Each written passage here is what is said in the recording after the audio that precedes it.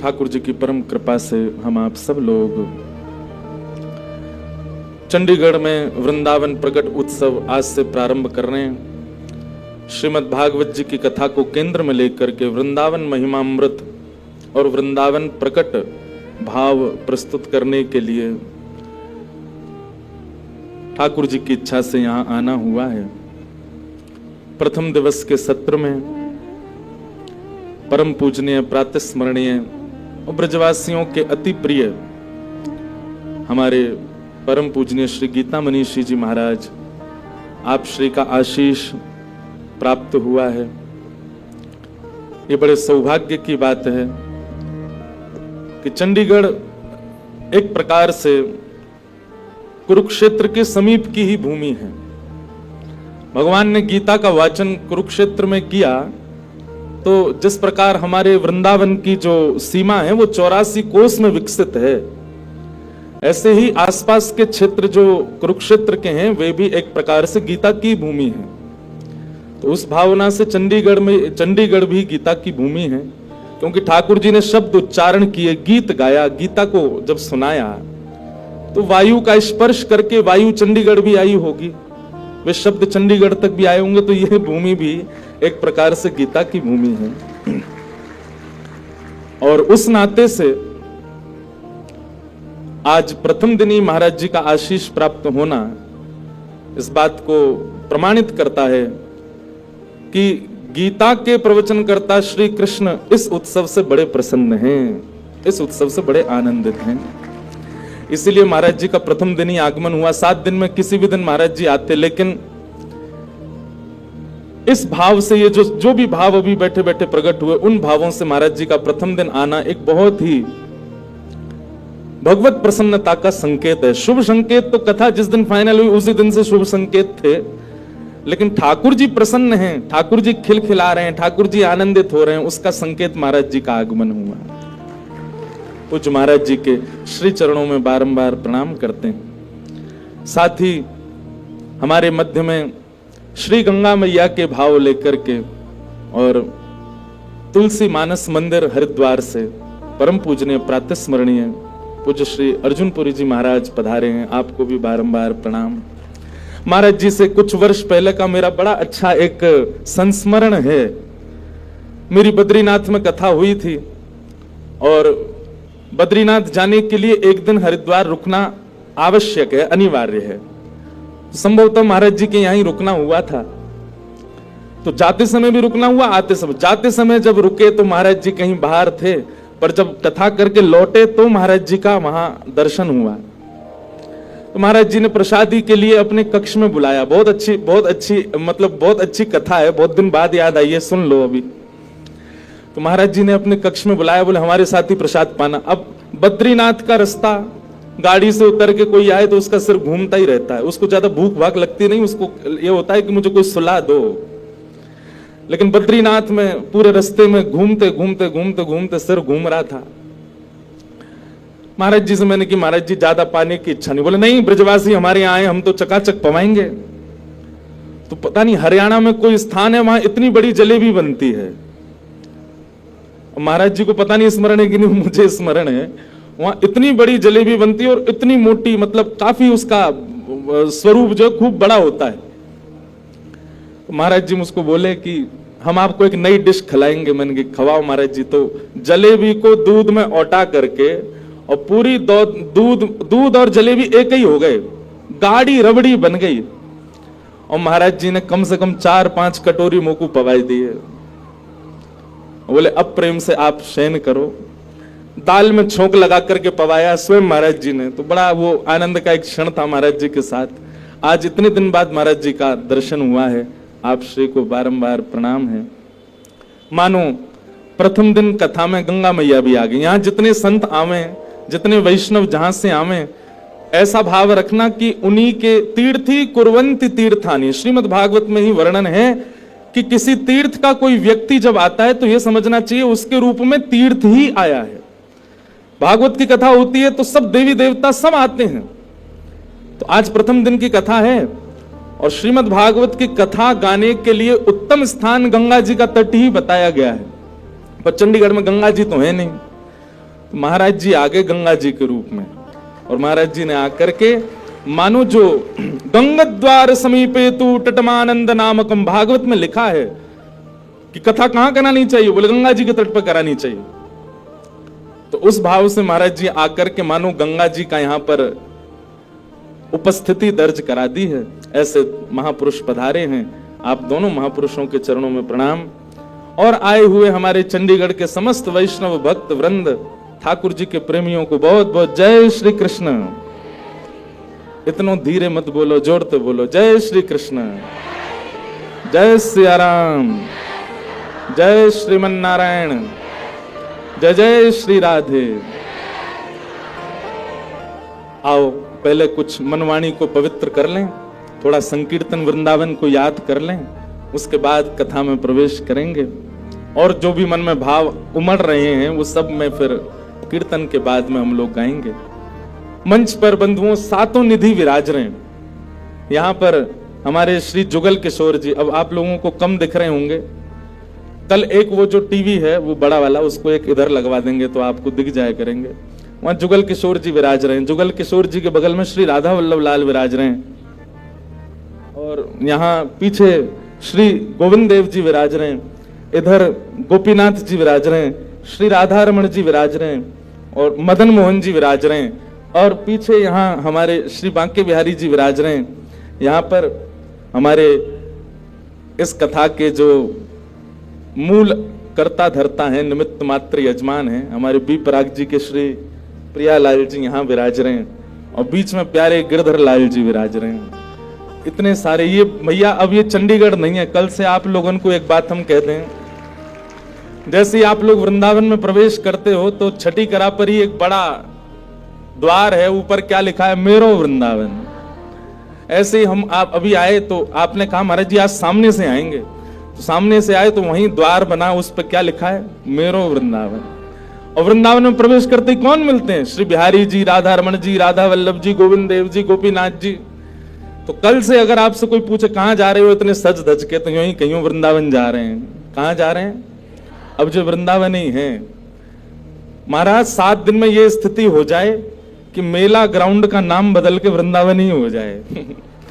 आपको लाने ले जाने वाले जो साधन है, वैसे तो आप सब अपनी गाड़ी, भाई चंडीगढ़ वाले लोग तो अपनी गाड़ी से ही आते होंगे, यहाँ ऑटो रिक्शा थोड़ी चलता होगा, यहाँ तो सब संपन्न लोग हैं। लेकिन फिर भी अगर कोई साधन, ऑटो से आ रहे हैं, रिक्शा से आ रहे हैं, बस से आ रहे हैं, 7 दिन में ये हाल कर दो महाराज कि आपको यही कहना कहां ले चलना, बोले वृंदावन ले चलो, तो सीधे यहीं लेकर के आवे। ये स्थिति हो तो अच्छा है। आइए अब बाकी के भाव सब कथा भाव में सुनेंगे। परम मंगल में परात्पर अखिलेश्वर अकारण करुणा वरुणालय भक्तवांशा कल्पतरु तड़ित्वित विनिंदित पीतांबरधारी श्री बाल कृष्ण लाल की शब्दमयी वाणीमयी वांगमयी प्रतिमूर्ति साक्षात कृष्ण स्वरूप श्रीमद् भागवत जी हमारे मध्य में विराज रही हैं, उन्हें बारंबार प्रणाम।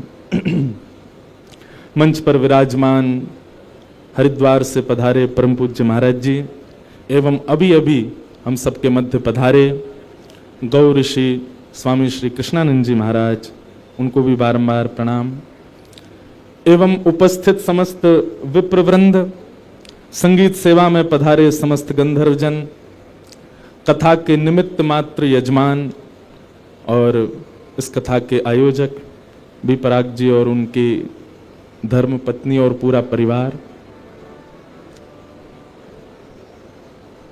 एवं उपस्थित आप सभी श्रोता भाई बंधु मातृशक्ति, बालक मित्र सखा, चंडीगढ़ निवासी, पंजाब निवासी, आसपास के क्षेत्रों से आए, आप सब लोगों को बहुत बहुत जय श्री कृष्ण, जय सिया राम, जय श्रीमन नारायण। ठाकुर जी की परम कृपा से हम आप सब लोग श्रीमद् भागवत एवं वृंदावन प्रकट उत्सव मनाने के लिए यहाँ एकत्रित हुए हैं। यह हमारा परम सौभाग्य है। आज प्रथम दिवस है कथा का। आगामी 7 दिनों तक भागवत जी के मध्य वृंदावन प्रकट करेंगे। हमारे वृंदावन के सप्तनिधि यहां विराजमान हैं और सातों निधियों के भाव से इस कथा को कहेंगे। प्रयास करेंगे कि रोज एक ठाकुर जी का प्राकट्य उत्सव कथा में मने। और ये क्रम कल से प्रारंभ, कल हम 2 ठाकुर जी के एक साथ करेंगे, गोविंद देव जी और श्री मदन मोहन जी। तो भागवत की कथा का क्रम तो चलेगा ही, साथ में वृंदावन प्रकट भी होगा, ऐसा भाव रखेंगे। हमारे बी पराग जी का बहुत समय से भाव था, आपका बहुत, श्री जी ने आपको ऐसा पकड़ लिया है महाराज कि अब इनके मुख पे भले ही कुछ भी गावे पर हृदय में तो श्री जी हैं, हमारी लाडली जी विराज रही हैं। अच्छा, इनके जितने भी भाव हैं, जो भी गाते हैं, वो सब विशेष रूप से युवा जन बहुत सुनते हैं, हमारे आजकल के युवा बहुत सुनते हैं। अब तो हमने सुनने शुरू कर दिए हैं। हंसे क्यों आप लोग, क्यों हम नहीं सुन सकते? अच्छा, इनके जितने भाव है आप ठाकुर जी के सन्मुख लगाओ तो सब बैठ जाएंगे वहां पर।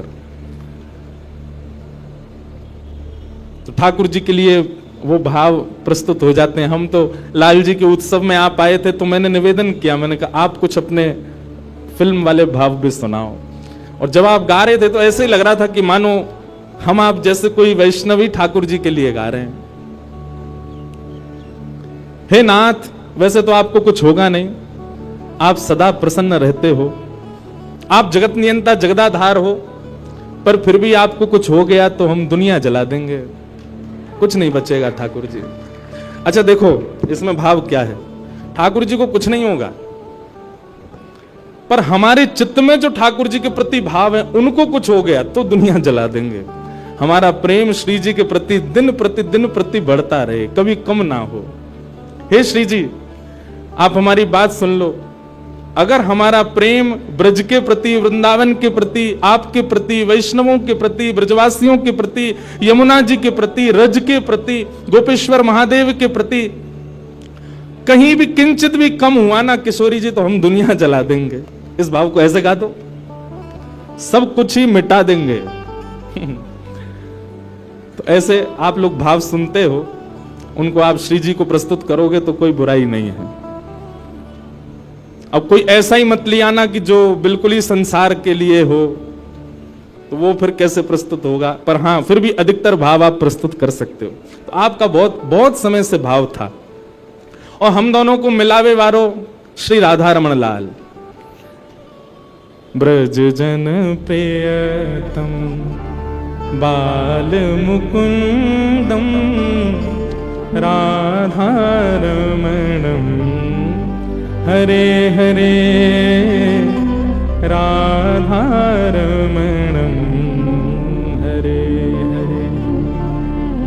केसर तिलकम कृष्ण वरणम, केसर तिलकम कृष्ण वरणम राधा रमणम हरे हरे राधा रमणम हरे हरे। ब्रज जन प्रियतम बाल मुकुंदम राधा रमणम हरे हरे राधा रमणम हरे हरे। भैया देखो, एक बात मन में आई, व्यक्ति को ठाकुर जी से मिलाने वाले बिचौलिया कौन होते हैं? गुरु जी। गुरु वही जो हरि सो मिलावे। आपको ठाकुर जी का परिचय कौन कराता है? आपको वृंदावन का परिचय कौन कराता है? आपको श्री जी का परिचय कौन कराता है? ब्रज के संत जन, ब्रज के रसिक जन, ब्रज के कथा वक्ता जन। तो बिचौलिया कौन हुआ? कथा वक्ता। कथा वक्ता बिचौलिया होता है। लेकिन भैया भक्त से भक्त को मिलावे में बिचौलिया ठाकुर जी होते हैं। हम दोनों उनको कौन ने मिलवायो? श्री राधा रमण जी ने मिलवायो।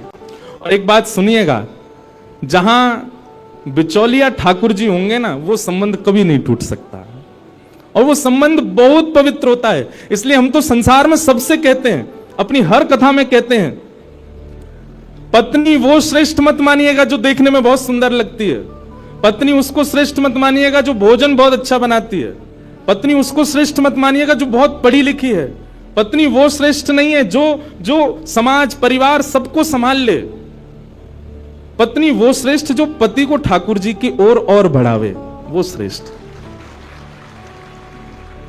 पति वो श्रेष्ठ जो पत्नी को ठाकुर जी की ओर बढ़ावे।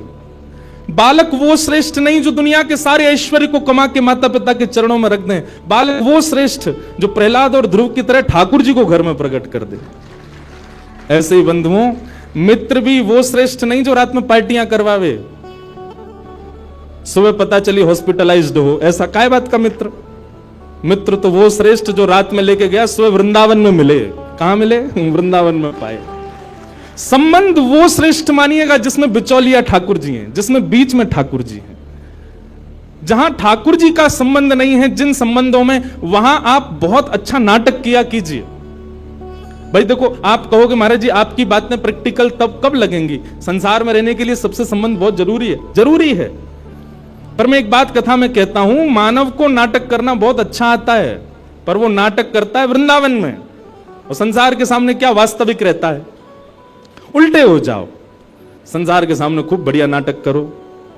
अच्छा, ये गोपनीय बात है, हमारे बी पराग जी खूब संसार में रहते हैं, इनके मित्र बुरा नहीं मान जाएं, पर ये उन सब के सामने नाटक करते हैं, वास्तविक तो ये वृंदावन में ही होते हैं सब। अब भाई समाज के लोग हैं, सब करते हैं, नाचते हैं, गाते हैं, ऊधम मचाते हैं, पर वहां तो ये इनका वास्तव में नाटक ही होता। आज ये वास्तविक में ये रियल बी पराग जी हैं। जो कॉन्सर्ट में आप देखते हो वो नाटक वाले हैं।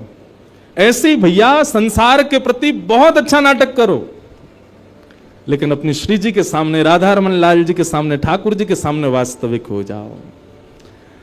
आप 3 बजे से पहले और 7 बजे के बाद जो करोगे वो नाटक है। वास्तविक में तो आप रियलिटी में अब हो, जब आप कथा में बैठे हो, क्योंकि आप ठाकुर जी के सन्मुख हो। ठाकुर जी का स्मरण चिंतन आपके मति में, आपके मन में, आपके भाव में ठाकुर जी चल रहे हैं। यही वास्तविकता है आपके जीवन की। तो इसलिए भैया, संबंधी वो अच्छा जिससे ठाकुर जी प्रिय लगे, संबंधी वो अच्छा, संबंध वो अच्छा, रिलेशनशिप वो अच्छा जिससे वृंदावन प्रिय लगे, संबंध वो अच्छा जिससे ब्रजवासी प्रिय लगे, संबंध वो अच्छा जिससे यमुना जी प्रिय लगे। कुल मिलाक के बाद जाते ठाकुर जी भा जाएं, वो संबंध अच्छा, उसको कभी मत छोड़ना, उसको कभी मत तोड़ना, सदा रखना। तो हमारो संबंध राधा रमन जी ने करवायो।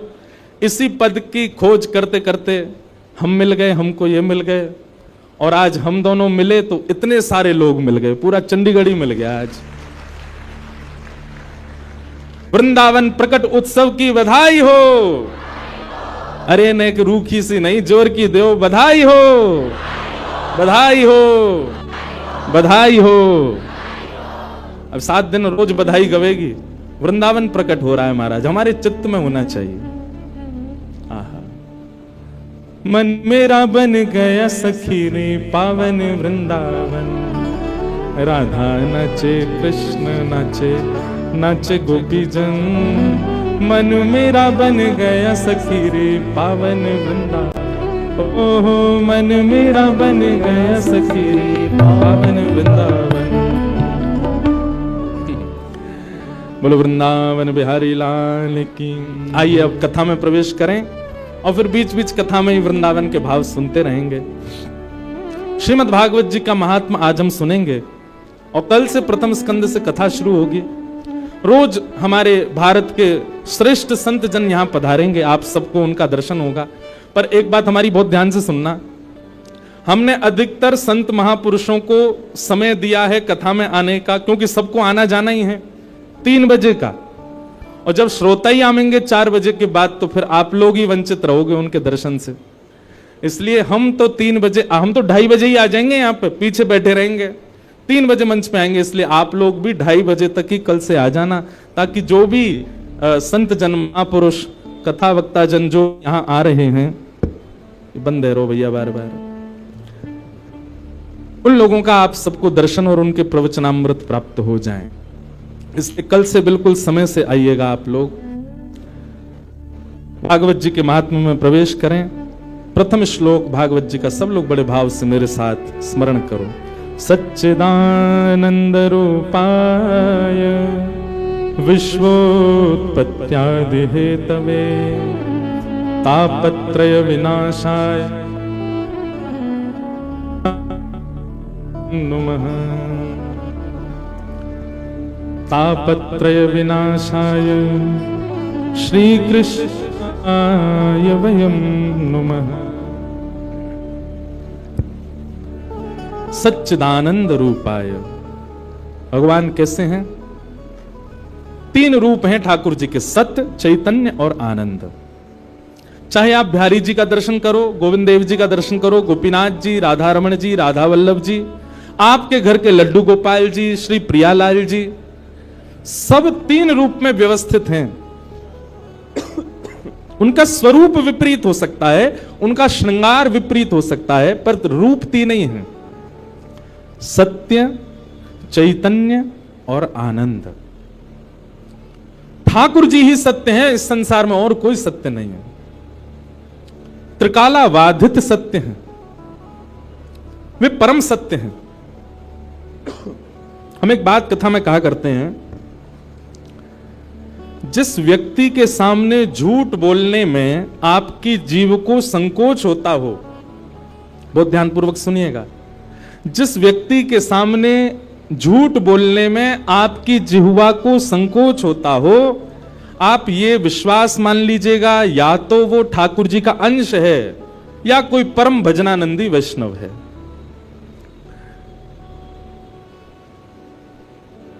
हमारा भजन केवल भगवत प्राप्ति नहीं कराता है। आप भजन करते हो, भजन से आपको ठाकुर जी मिल जाएंगे, ये एक बात है, पर दूसरी बात यह भी है कि आप भजन करते हैं तो आप एक ऐसा ऑरा लेकर के चलते हैं कि सामने वाला व्यक्ति आपके उस ऑरे में जब आता है तो असत्य भूल जाता है, वो नहीं बोल पाएगा आपके सामने। सामने वाला व्यक्ति आपके ऑरा में जब आएगा तो वह सब नहीं कर पाएगा जो वो रेगुलर बेसिस पर करता है।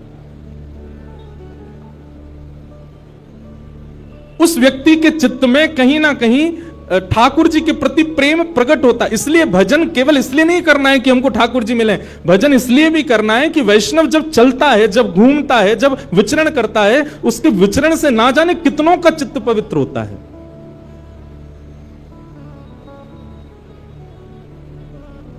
हमारे वृंदावन में परम जिनका आशीष इस कथा को प्राप्त है, परम पूजनीय श्री प्रेमानंद जी महाराज खूब खूब आशीर्वाद देकर के इस कथा के लिए, पहली कथा होगी जिसके लिए उन्होंने खूब आशीर्वाद दिया। वो जब निकलते हैं, लोगों की स्थिति देखो आप वहां पर, कैसी स्थिति हो जाती है।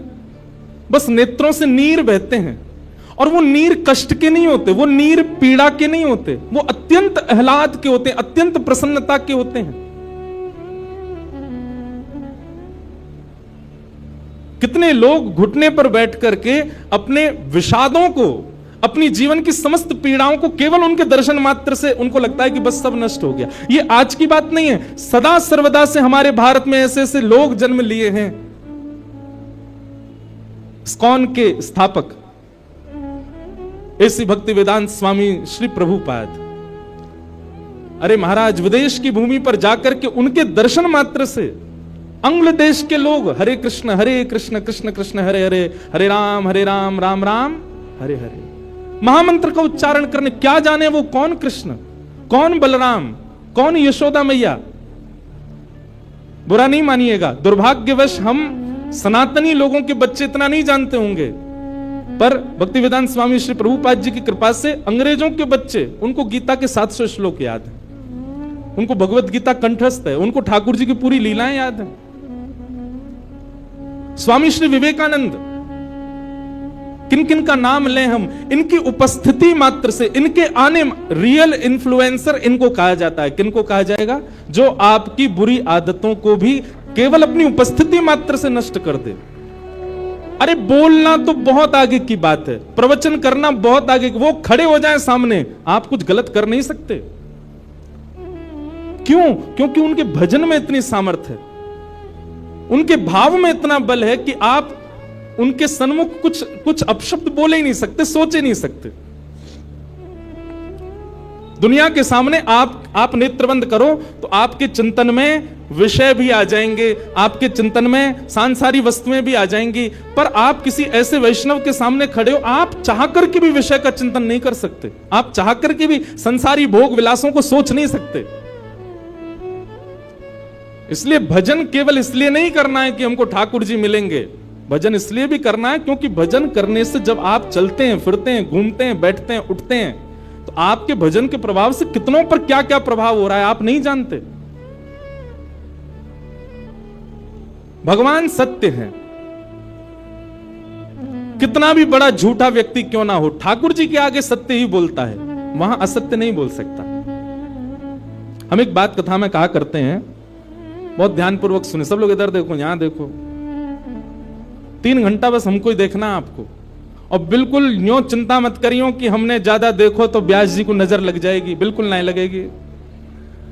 हमारे संग में ठाकुर जी हैं, कारे हैं, या को मतलब कारो काजल संग ही है, वो कोई नजर फजर नहीं लगेगी। आप भाव से कथा सुनो, हाँ, कोई आवे कोई जावे, आपका मन विचलित नहीं होना चाहिए, बड़े भाव से सुनो। तो भगवान सत्य हैं, अत्यंत असत्य बोलने वाला व्यक्ति भी ठाकुर जी के सामने असत्य नहीं बोल सकता, वहां सत्य ही प्रकट होता है। तो मैं कथाओं में कहा करता हूं, 108 माला रोज करने वाला, नित्य तिलक लगाने वाला, कंठी माला धारण करने वाला, एकादशी व्रत करने वाला, हर महीने वृंदावन जाने वाला, उस व्यक्ति का जितना पुण्य है, उस व्यक्ति की जितनी भक्ति है, उस व्यक्ति की जितनी श्रेष्ठता है, उतनी ही श्रेष्ठता उस व्यक्ति की भी है जो सत्य का आचरण करता है। भले ही वो तिलक नहीं लगाता है, भले ही वो एकादशी नहीं रखता है, भले ही वो कंठी नहीं पहन पाता, भले ही वो वृंदावन नहीं जा पाता, पर सत्य वचन बोलता है, सत्य का आचरण करता है। ऐसा व्यक्ति भी पुण्यात्मा है, ऐसा व्यक्ति भी साधक है। क्यों? वो सत्य की उपासना कर रहा है। तो भगवान का पहला स्वरूप क्या है? सत्य। वे सत्य हैं। और कैसे सत्य? बोले त्रिकाला बाधित सत्य हैं। जब हम नहीं थे वृंदावन तब भी था, आज हम हैं वृंदावन आज भी है, हम नहीं रहेंगे वृंदावन बिहारी लाल, कुंज बिहारी लाल, राधा रमन लाल तब भी रहेंगे। अरे जब ये स्वरूप प्रकट नहीं हुए थे वृंदावन तब भी था। वृंदावन कोई ब्रह्मा की बनाई कृति नहीं है। वृंदावन को तो हमारी श्यामा जी ने अपने स्वयं के निज कर से बनाया है। वृंदावन का एक एक कण, वृंदावन में एक एक पौधा, वृंदावन की एक एक गली कूचा, वृंदावन की एक एक वस्तु श्री जी ने पधराई है। इसलिए उसके प्रति कभी दुर्भावना नहीं लानी चाहिए चित्त में।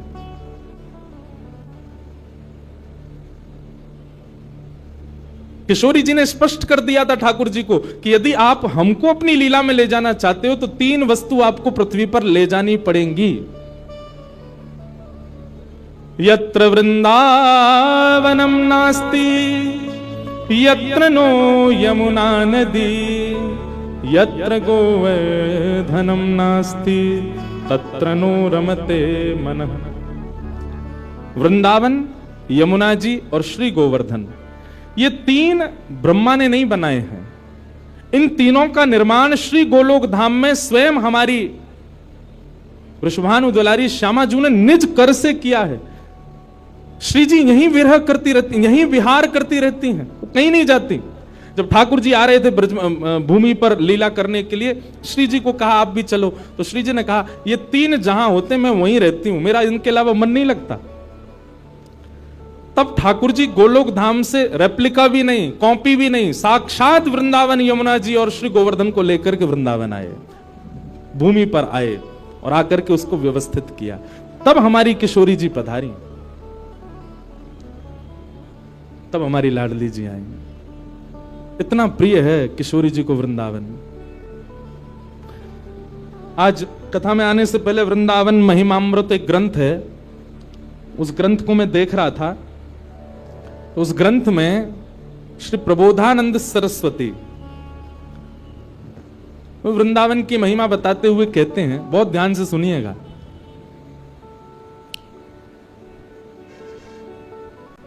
इस दुनिया में सबसे बड़ा आश्चर्य क्या है?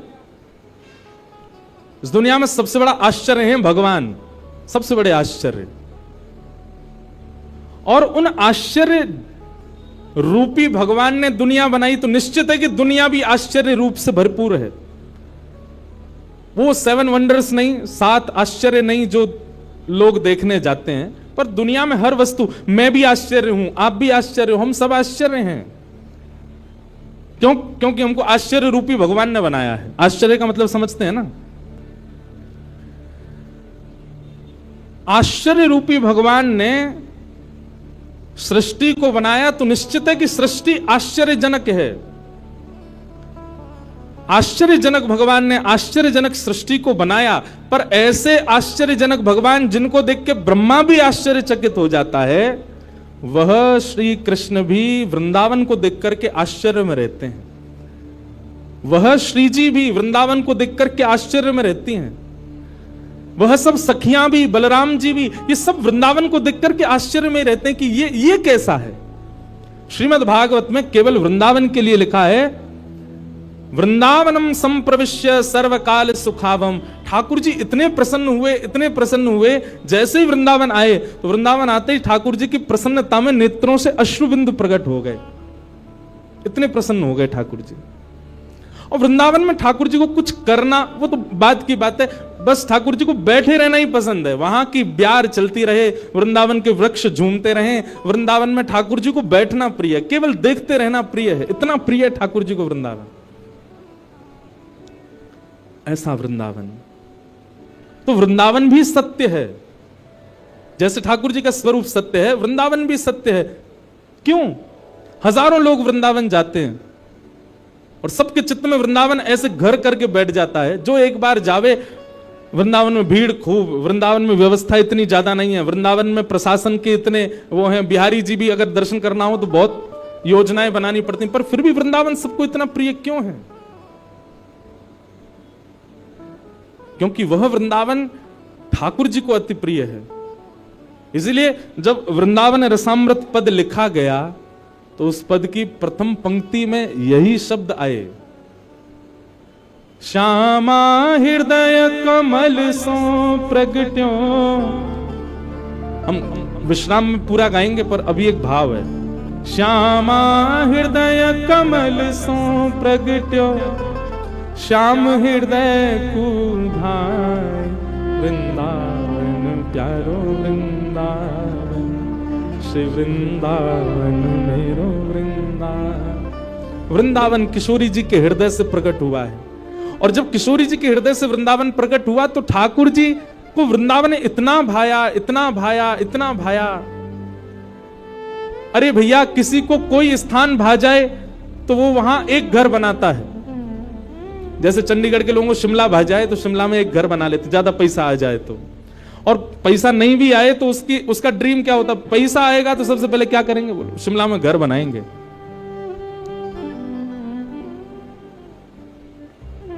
और कौन सी जगह कल जो हम देख रहे थे, आपके घर से जो दिखती है, कौन सी जगह वो है? कसौली, वहां घर बनाएंगे। किसी को कोई स्थान भा जाए तो वहां एक घर बनाने की सबका ड्रीम होता है। पहाड़ पर तो विशेष रूप से। हमारे ठाकुर जी ने वृंदावन में 5000 घर बनाए। कितने? 5000 से ज्यादा मंदिर हैं वृंदावन में। वृंदावन का मतलब आप केवल वही मत समझा कीजिए छठीकरा से लेकर के और यमुना जी तक। संपूर्ण 84 कोस जो है ये पूरा वृंदावन ही है।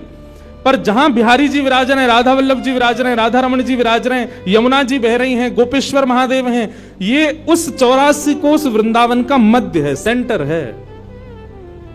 बाकी वृंदावन तो पूरा 84 कोस का है। संपूर्ण 84 कोस में 5000 से ज्यादा मंदिर है। मंदिर मतलब ठाकुर जी ने घर बनाए हैं। इतना प्रिय है ठाकुर जी को वृंदावन। और जो ठाकुर वृंदावन से चले भी गए, मदन मोहन जी, गोपीनाथ जी, गोविंद देव जी, वो जहां जाके विराजे वृंदावन वहां प्रकट कर लिया। आप कभी जयपुर जाइए, जयपुर में गोविंद देव जी जाइए, आपको ऐसा लगेगा ही नहीं कि आप राजस्थान में हो, ऐसा लगेगा वृंदावन में ही है। मदन मोहन जी बिहरत निस दिन कुंज गलिन में, ब्रज जन मन सुख धाम। मदन मोहन को रूप निरख के, सनातन बलि बलि जाए वृंदावन प्यारो। मदन मोहन जी सनातन गोस्वामी ने इनको प्रकट किया। मदन मोहन जी भी पहले जयपुर में ही विराजते थे। गोपीनाथ जी, गोविंद देव जी और श्री मदन मोहन जी तीनों जयपुर में ही थे। बहुत ध्यान से सुनिए सब लोग। तो जयपुर के राजा की पुत्री मदन मोहन जी की सेवा करती थी। मदन मोहन जी कोई लाड़ लड़ाती, पूरे दिन उन्हीं को सजाती रहती, उन्हीं का श्रृंगार करती, सेवा करती। राजा स्वयं गोविंद देव जी की सेवा करते और उनकी जो पत्नी थी वो गोपीनाथ जी की, मतलब पूरा परिवार ही तीनों ठाकुर की सेवा करते थे। अलग अलग भवन में, अलग अलग महलों में ठाकुर जी विराजते थे। तो राजा की पुत्री का विवाह हुआ करौली राजस्थान में, जहां मदन मोहन जी अभी विराजते हैं। तो राजा की पुत्री का जब विवाह हुआ तो पुत्री से राजा ने कहा, बिटिया ये बताओ तुम्हारा विवाह है, तुमको हम दहेज में क्या दें? वैसे तो हमने सब दिया, लेकिन फिर भी तुम्हारी कोई इच्छा हो तो मांगो। उसने कहा, पिताजी मुझे सबसे ज्यादा प्रेम श्री मदन मोहन जी से है। आप, माता जी और पूरा परिवार गोविंद देव जी, गोपीनाथ जी की सेवा किया करो। मदन मोहन जी को मैं ले जाऊं अपने साथ, अपने ससुराल में इनकी सेवा करूंगी। बड़ी अच्छी कथा है, ध्यान से सुनना। राजा रोने लगा, अपनी पुत्री के चरणों में सर झुका के बोला, मुझे क्षमा कर दे पुत्री, तू जो मांगेगी सो दूंगा, पर ये मेरे हृदय हैं, मैं इनको नहीं दे सकता। मैं वृंदावन से मुगलों से बचा करके इनको लेके आया हूं। वैसे तो ठाकुर जी को बचने की कोई आवश्यकता, ठाकुर जी कृपा करके आए हैं जयपुर में राजा के ऊपर, पर इनको देख करके मेरे प्राण बचते हैं। तू जो मांगेगी सो दे दूंगा। पर मदन मोहन जी बोले, पिताजी गोविंद देव जी, गोपीनाथ जी हैं ना आपके पास में, मदन एक ठाकुर जी मुझको दे दो। यहां राजा की जिद हो गई, नहीं दूंगा। पुत्री की जिद हो गई कि मुझे तो चाहिए, नहीं तो मैं विदाई नहीं होंगी। राजा की पत्नी ने भी कहा, अब इतनी कह रही है तो आप दे दीजिए ना, हमारे पास 2 ठाकुर हैं, इनकी सेवा हम करेंगे विस्तार से। और वैसे भी मदन मोहन जी की पूरी सेवा बचपन से उसने ही की है। तो राजा ने एक प्रस्ताव रखा। बोले, अच्छा पुत्री एक काम करते हैं। बोले, क्या? मैं तेरी आंख पे पट्टी बांधूंगा और आंख पे पट्टी बांध करके मदन मोहन जी जैसे 7 स्वरूप तेरे सामने खड़ा करूंगा, जिनमें से 6 स्वरूप जो होंगे वो मैं बनवाऊंगा और 1 स्वरूप वास्तविक मदन मोहन जी होंगे। आंख पे पट्टी बांध करके तुझे स्पर्श करके अगर तूने असली मदन मोहन जी को पहचान लिया तो मैं ये मान जाऊंगा कि तू नहीं, ठाकुर जी तेरे संग जाना चाहते हैं। ठाकुर जी की इच्छा पता चल जाएगी। तो राजकुमारी बोली, ठीक है, आप ये प्रयोजन कीजिए। राजा ने महाराज कारीगरों को बुलवाया और मदन मोहन जी के डिट्टो कॉपी 6 स्वरूप बनवाए और 6 स्वरूप बनवा करके मदन मोहन जी सहित 7 स्वरूपों को खड़ा किया। पुत्री के आंख पर पट्टी बांधी, एक जैसा इत्र, एक जैसी पोशाक, एक जैसा मुकुट, एक जैसा श्रृंगार, सब कुछ बिल्कुल एक जैसा। और कहा, पुत्री अब तू इनमें से जो 7 में से पहचान लेगी, अगर असली तूने पहचान लिए तो मैं तेरे संग भेज दूंगा। उसने हाँ तो बोल दिया, लेकिन वो कांपने लगी, घबराने लगी। जैसे उसने नेत्रबंद किए तो कथा ऐसी है कि वो रात्रि में जब सोई, अगले दिन परीक्षण होना था, तो रात्रि में जब सोई तो बहुत रोई और ठाकुर जी से कहने लगी, नाथ मैं आपसे बहुत प्रेम करती हूं, मैं आपके बगैर नहीं रह सकती, पर मेरे पिताजी की बहुत जिद है। अब कहीं मैं आपको नहीं पहचान पाई, मेरे तो प्राण ही निकल जाएंगे, विदा होना तो बहुत दूर की बात है। रुदन करते करते करते करते, बंधुओं एक मेरी बात बहुत ध्यान से सुनिएगा, कभी ठाकुर जी के विरह में यदि आपके अश्रु नहीं आए हैं ना, तो अभी आप भक्ति के भाव से बहुत दूर हो। आपको वृंदावन जाना अच्छा लगता है, वृंदावन में घूमना अच्छा लगता है, राधा राधा नाम ध्वनि पर झूमना अच्छा लगता है, कथाएं प्रवचन सत्संग बढ़िया लगते हैं, ये सब एक प्रथम सोपान, प्रथम सीढ़ी है। पर प्रमुख सीढ़ी तो भजन मार्ग या भक्ति पथ की विरह है। अगर वो आपके चित्त में कभी ठाकुर जी के लिए नहीं आया है तो अभी आप बहुत पीछे छूटे हुए हो। रात भर रोती रही और रुदन करते करते, नाथ मैं कैसे पहचानूंगी कि आप सत्य कौन से हो। मदन मोहन जी उसके स्वप्न में आ गए और स्वप्न में आकर के बोले, तू चिंता मत करे, तेरो ही मन ना है मो ले जावे को, मेरो भी मन है रो तेरे संग जावे को।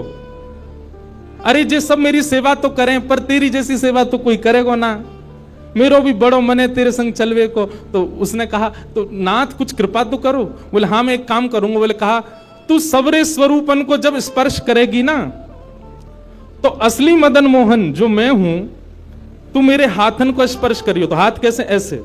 ठाकुर जी त्रिभंग लली ठाकुर जी हैं। तो ठाकुर जी बोले तू मेरे हाथन को स्पर्श करियो तो जितने मेरे अन्य स्वरूप हैं 6 वो तो ऐसे ही रहेंगे, लेकिन जैसे ही तू वास्तविक मेरे सामने आवेगी सो मैं अपनी इकन्नी उंगली उठा दूंगा, अपनी कोने वाली उंगली उठा दूंगा।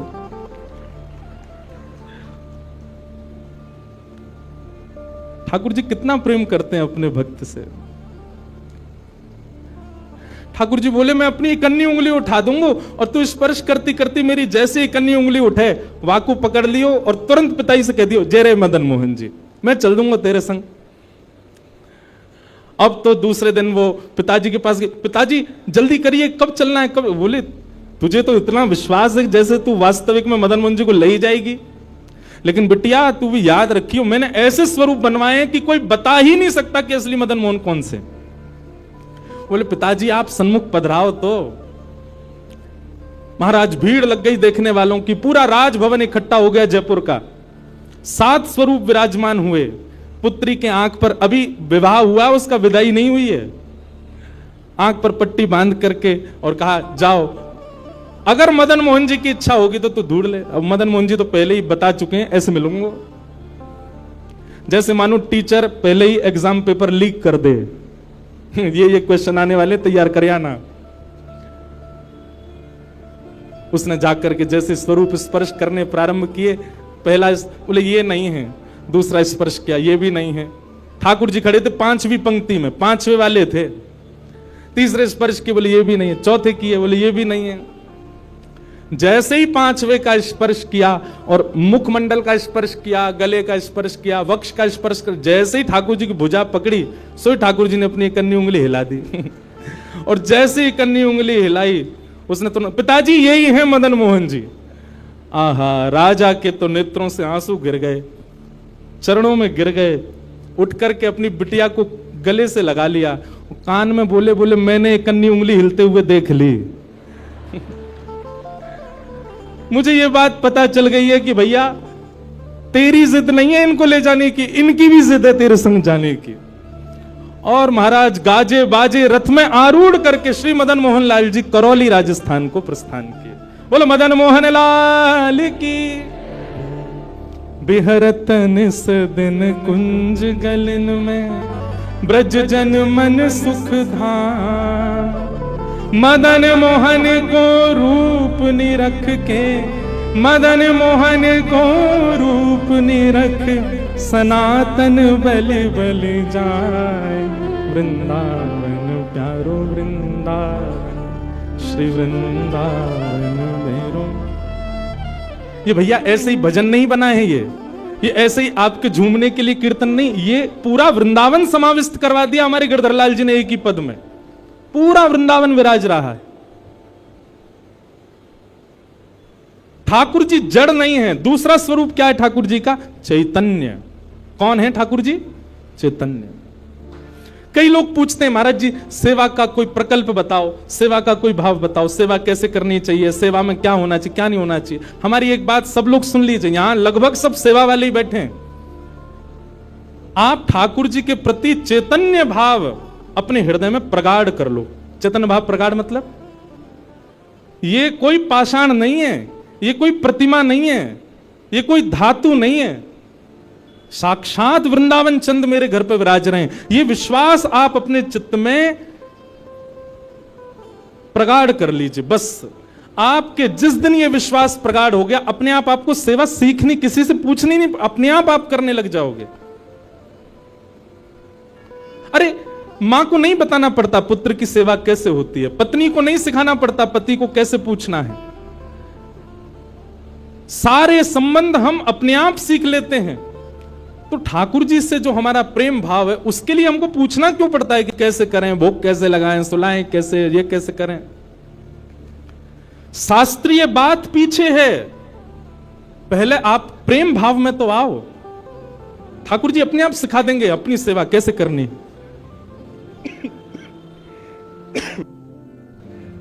प्रेम भाव, उनके प्रति पाषाण की बुद्धि मत रखो, चैतन्य भाव रखो। जैसे आपके चित्त में चैतन्य भाव आया कि ये तो चलते फिरते उठते बैठते सब करते हैं, केवल मेरे सामने ऐसे खड़े हो जाते हैं मूर्तिमंत होकर के, मानो ये ठाकुर जी मुझसे कह रहे हैं कि तू अपनो इतना प्रेम मुझको प्रदान कर कि मैं चलन लगूं, मैं फिरन लगूं।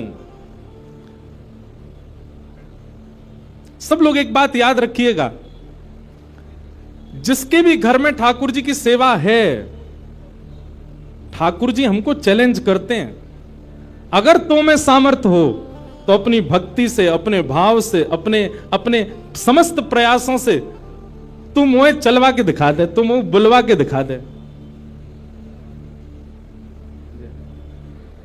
बोलो गंगा मैया की जय। वापस प्रस्थान कर, जब महाराज जी हरिद्वार को प्रस्थान कर रहे हैं, महाराज जी के श्री चरणों में बार, हाँ आऊंगा महाराज जी, मैं दिसंबर में आऊंगा जल्दी। बोलो गंगा मैया की जय। मैं क्या कह रहा था, ठाकुर जी हम आप सबको एक चैलेंज देके रखें कि तो में यदि सामर्थ्य हो, मुझे बुलवा के दिखाए दे, मुझे चलवा के दिखाए दे, मुझसे कोई लीला करवा के दिखा दे, मैं तो ऐसे ही बैठा रहूंगा लड्डू गोपाल बने, तेरे प्रेम में सामर्थ्य हो तो करवाए ले। जिस दिन ठाकुर जी हमारे घर आ जाते हैं, उसी दिन से हमारी एक चैलेंज हमारे ऊपर आ जाता है, हम में सामर्थ्य हो, ठाकुर जी बोल के दिखा दें, ठाकुर जी कुछ करके दिखाएं। लेकिन हमको भी संतुष्टि है, ऐसे हैं तो ऐसे ही बैठे रहें, हमको लगता है ऐसे ही रहें, इससे ज्यादा कुछ करें नहीं। इसलिए ठाकुर जी को भी लगता है जब इसके चित्त में ही भाव नहीं है तो मैं और लीला क्यों ही करूं। चैतन्य भाव चित्त में लाओ।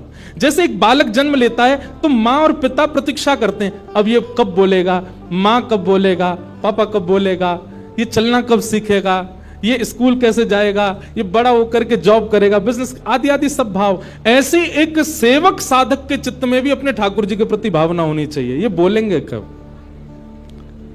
हम एक बधाई गाते हैं ना नंदोत्सव में, उस बधाई में एक पंक्ति गाते हैं, धन्य घड़ी जब होए यशोदा मैया कह के बोले, नूपुर बांध दो चरणन में घुट मन डोले, नूपुर बांध दो चरणन में घुट मन डोले, पकड़े बाबा की उंगरिया तेरो ललना, जुग जुग जीवेरी यशोदा मैया तेरो ललना।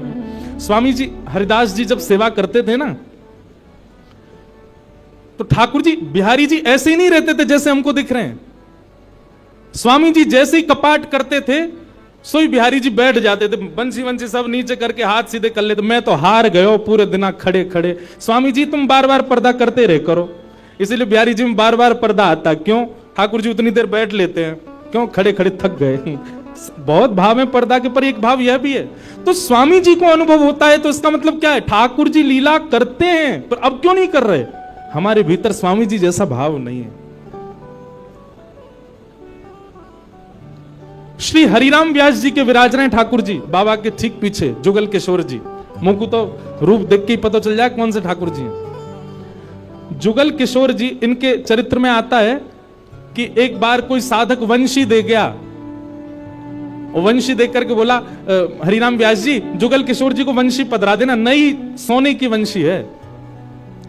तो आपने श्रृंगार करके, जैसे ही वंशी ठाकुर जी के हाथ ऐसे ही रहते हैं, तो वंशी पोली उसमें जैसे ही प्रवेश कराई, ठाकुर जी के हाथ का जो छिद्र है वो छोटा पड़ गया। वंशी बड़ी, लेकिन ज्यादा बड़ी नहीं, नेक बड़ी, नेक।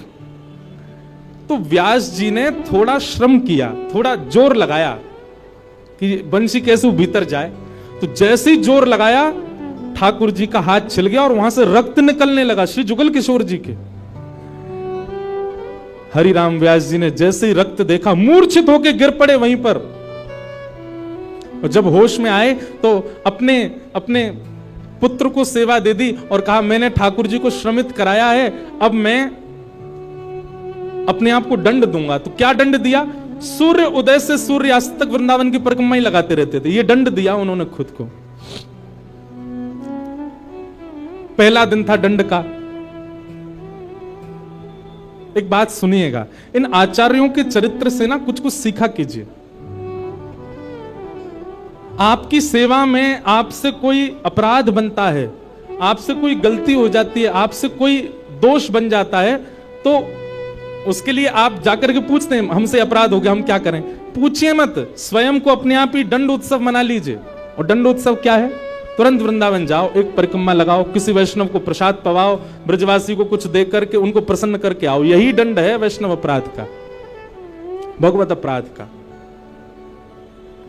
तो श्री हरिनाम व्यास जी वृंदावन में भ्रमण करते रहे,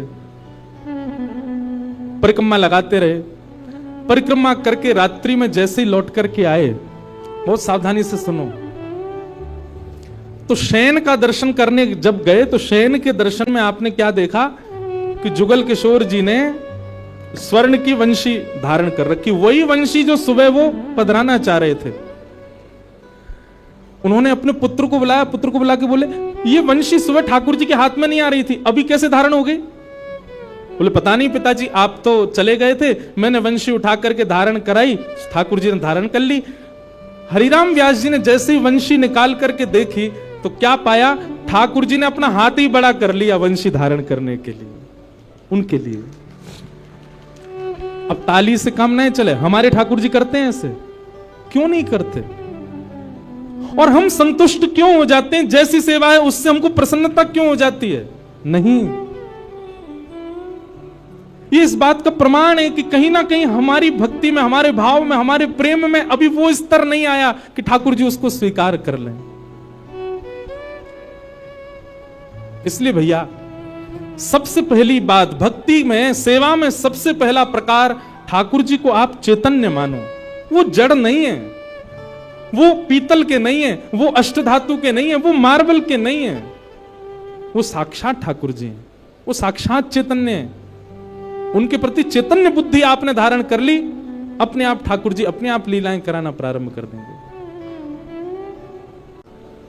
ठाकुर जी के प्रति चैतन्य भाव रखो।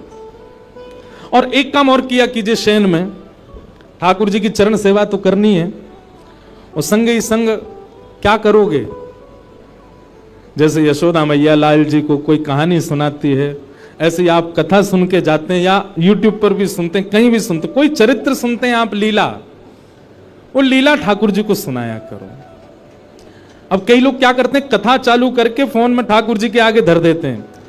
अच्छी बात है, हमारी हाजिरी लग जाती है आपके ठाकुर जी पर शयन के समय तो आप अपने ठाकुर जी को स्वयं कथा सुनाओ।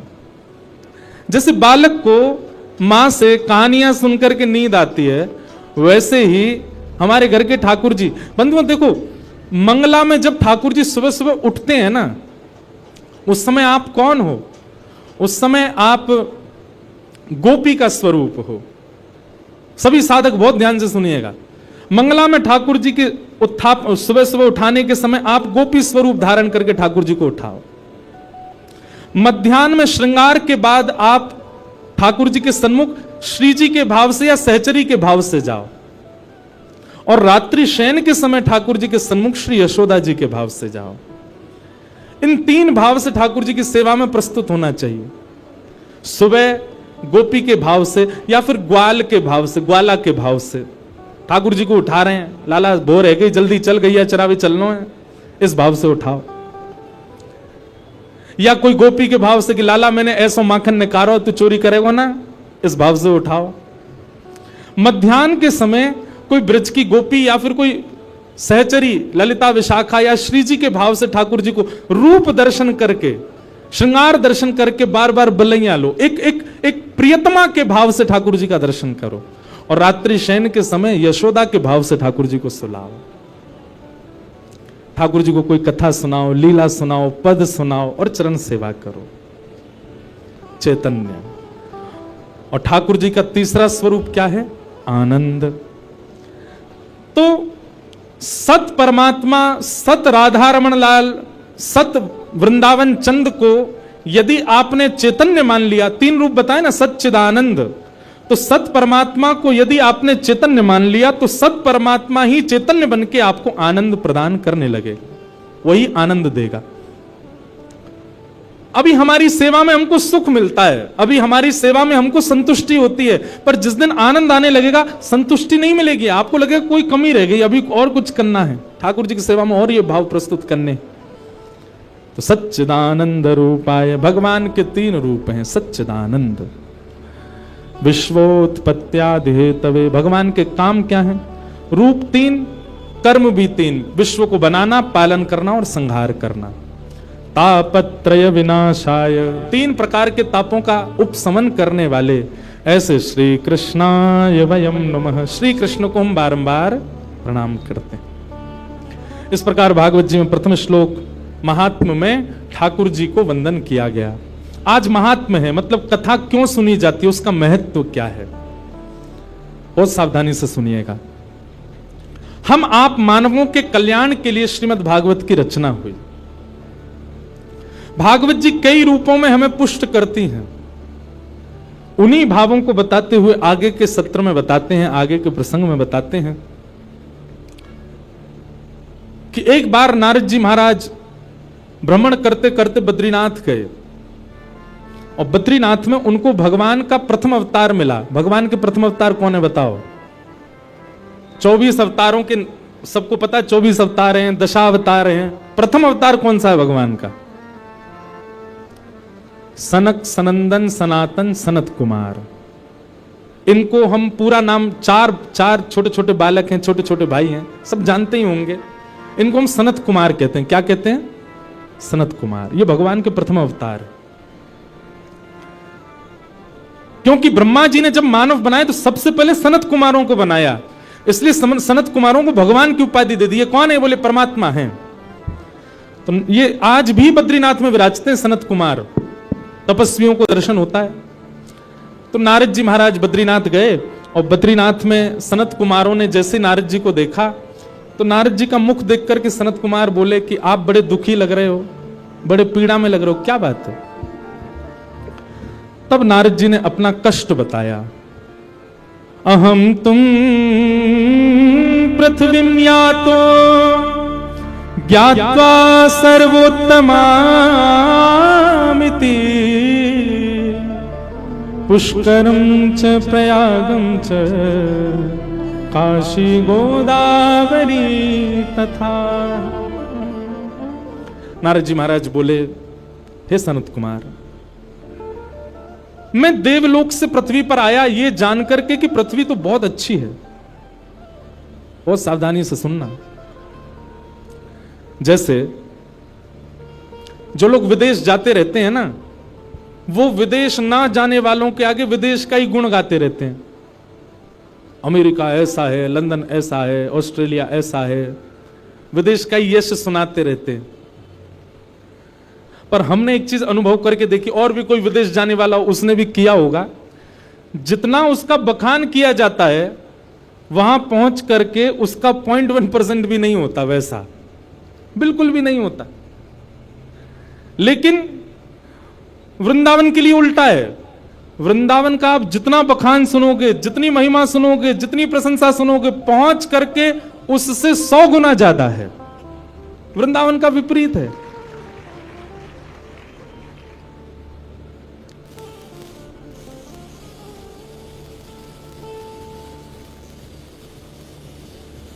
काय गो भैया,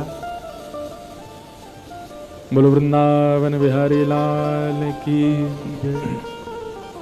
हम एक बात कहते हैं, इधर देखो, कथा में लाइट जावे, चिर्र मिर्र होती रहे, कभी कोई आते आते गिर जाए, माइक बंद हो जाए, तो यही समझना चाहिए ठाकुर जी घूम रहे हैं पंडाल में। क्यों भाई? दैवी शक्ति है, और दैवी शक्ति कहीं आ जाए तो निश्चित है कि ये संसारी वस्तुएं अपने आप ही डामाडोल तो होंगी। दैवी शक्ति हमारे पास भी आ जाए, हमारा स्पर्श कर ले, तो हम भी स्थिर तो नहीं रह सकते। हमारे भी नेत्रों से आंसू, कई लोग पूछते हैं बहुत आंसू आते ठाकुर जी को देखते, यही समझना चाहिए ठाकुर जी छू रहे हैं आपको, इसलिए आ रहे हैं आंसू। लेकिन संसार के लिए रोवे वारे इनकी नहीं है ये बात। 31 सेक्टर वाली छोड़ के चली गई, रो रहे हैं ठाकुर जी ने छुआ है मुझको। नहीं नहीं, ठाकुर जी ने नहीं छुआ है। ठाकुर जी ने छुआ ये कब जानो? जब वे वजह वृंदावन को याद करके स्वयं भगवान बताते हैं।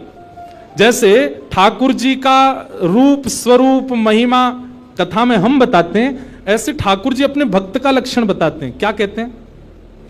वाग गदगदा द्रवति यस्य चित्तम् रुदत्य भिक्ष्णं हसति क्वचित् विलज्ज उद्गायत नृत्यते च मद्भक्ति युक्तो भुवनम पुनातु। ठाकुर जी कहते हैं, बोले बैठे बैठे मेरी कथा सुनते सुनते जिसका कंठ भर आता हो, मेरे भक्त के लक्षण क्या है भगवान बता रहे हैं। मेरी कथा सुनते सुनते जिसका गला भर आता हो, नेत्रों से अविरल अश्रुधार गिरने लग जाती हो, और अश्रुधार गिरते गिरते गला भरे भरे तभी मेरी कोई मधुर लीला सुन के रुदन करते करते हंसने लग जाता हो, और वही लीला सुनते सुनते चरम स्थिति में आकर के भुजा उठा करके उन्माद नृत्य करता हो, कभी हंसने लग जाए कभी रोने लग जाए, भुजा उठा करके बिना चिंता किए कौन क्या कहेगा मेरे संकीर्तन में नृत्य करने लग जाए। भगवान कहते हैं मद भक्ति युक्तो, वो मेरा भक्त है, जिसके नेत्र से बिना किसी कारण के बस मेरी याद में अश्रु आ जाते हों, वो मेरा भक्त है। तो ठाकुर जी स्पर्श करेंगे तो निश्चित है कि अश्रु आने हैं। तो भगवान का आगमन होता है तो ये ऐसा होता है पंडाल में। हम क्या बता रहे थे कि जिस प्रकार आप विदेश की बहुत प्रशंसा सुनते हैं, पर जब आप वहां जाएंगे तो आपको अनुभव होगा कि जो सुना था वैसा कुछ भी नहीं है, बिल्कुल विपरीत है। ठीक वैसे ही देवलोक में पृथ्वी की बहुत महिमा गाई जाती है। ये देवता आपस में बैठे बैठे हम आप सबकी बड़ी महिमा गाते हैं, बोले इंसान कितने भाग्यशाली, इनको दर्शन करने के लिए बद्रीनाथ, केदारनाथ, वृंदावन, श्रीनाथ द्वारा दक्षिण में चले जाओ, तिरुपति बालाजी, वैष्णो देवी उत्तर भारत में, अमरनाथ, कितने सारे दर्शन के स्थान हैं। ये जब जहां चाहे जा सकते हैं, जब चाहे कथा सुन सकते हैं, जब चाहे अपने गुरुदेव के स्थान पर जा सकते हैं। इनके लिए कितने सौभाग्य की बात है, क्योंकि देवता सब जगह नहीं जा सकते, देवताओं के लिए प्रतिबंध है सब जगह जाना। नारद जी महाराज ने सोचा इतनी पृथ्वी की महिमा है तो मैं देख के तो आऊं पृथ्वी है कैसी। लेकिन नारद जी कहते हैं मैं पृथ्वी पर आया और पृथ्वी आकर के मैं सब जगह घूमा, पर जैसा मैंने सुना था वैसा मुझे कुछ नहीं मिला। आज आप पृथ्वी पर मानवों की जिस स्थिति को देखते हो, 5000 वर्ष पहले नारद जी ने वो सब लिखा है यहां पर। नारद जी कहते हैं पृथ्वी कैसी है? बोले सत्यम नास्ति तप शौचम दया दानम न विद्यते उदर भरिणो जीवा बकार कूट भाषिण। बहुत सावधानी से सुनो, नारद जी कह रहे हैं पृथ्वी कैसी है? बोले सत्यम नास्ति, सत्य नहीं बोलते यहां के लोग। बंधुओं, आप यदि काउंट करें अपना हर दिन, आप महीने के 30 दिन काउंट कीजिए कि मैंने ऐसा कौन सा दिन निकाला जिस दिन मैंने झूठ ही नहीं बोला हो। मुश्किल से 4 या 5 दिन निकल करके आएंगे 30 में से। हर दिन हम झूठ बोलते हैं, हर दिन असत्य भाषण करते हैं, और असत्य के भी बहुत रूप हैं। किसी से बोलना ही असत्य नहीं होता, हम स्वयं के साथ भी जब असत्यता करते हैं अपने साथ भी अपने आप को जबरदस्ती धकेल रहे हैं संसार के विषय में, यह भी तो असत्य है। हम हर दिन असत्य बोलते हैं, तो सत्यम नास्ति। नारद जी कह रहे हैं यहां के लोग सच बोलते ही नहीं है। दूसरा, नारद जी ने क्या देखा पृथ्वी पर? बोले तपह नास्ति, भजन नहीं करते हैं। क्या करते हैं? बोले दिखावा, आडंबर। जितने भी भक्ति पथिक यहां बैठे हैं, एक बात हमारी बहुत ध्यान से सुनिए, जिस दिन आपके भजन में आडंबर आ गया, उसी दिन ठाकुर जी दूर हो जाएंगे। आपने एक बार भी यह विचार कर लिया कि मैं ऐसा करूं जिससे 4 लोगों को दिखे कि ओहो ये तो बड़ा भक्त है, उसी दिन ठाकुर जी दूरी बना लेते हैं। ये आडंबर है। कभी भी इस भावना से कुछ नहीं करना है। ना कथा इस भावना से व्यास को करनी चाहिए, ना सेवा इस भावना से सेवार्थी को करनी चाहिए, ना नाम जप इस भावना से नाम जापक को करना चाहिए। जैसे काउंटर भी कई लोग रखते हैं, बहुत ज्यादा काउंटिंग्स उसमें बढ़ जाती है, तो फिर संतों को दिखा भी देते थे, महाराज जी 35,000 नाम हो गए सुबह से अभी तक। क्यों? आपकी भक्ति में जिस दिन प्रदर्शन आ जाएगा, ठाकुर जी उसी दिन कोसों दूर चले जाएंगे। इसलिए प्रदर्शन नहीं, दर्शन में रहो। एक बात सदैव याद रखना,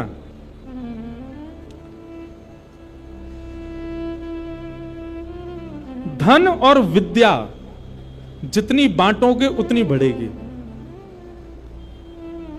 प्रेम और भजन जितना छुपाओगे उतना बढ़ेगा।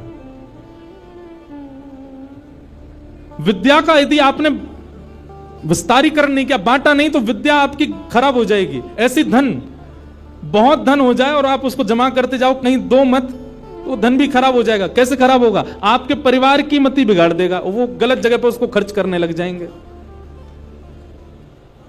प्रेम और भजन ये भी छुपा के करना चाहिए। प्रेम का ढिंडोरा पीट दिया, निश्चित है कि प्रेम आपका नष्ट हो जाएगा। ऐसी भजन यदि आपने दिखा दिया कि आप क्या करते हैं, कितना करते हैं, कैसे करते हैं, तो आपका भजन भी नष्ट हो जाएगा।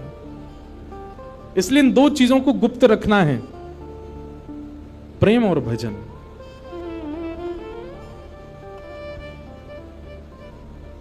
नारद जी महाराज कहते हैं सत्य नहीं बोलते संसार के लोग, तप नहीं करते।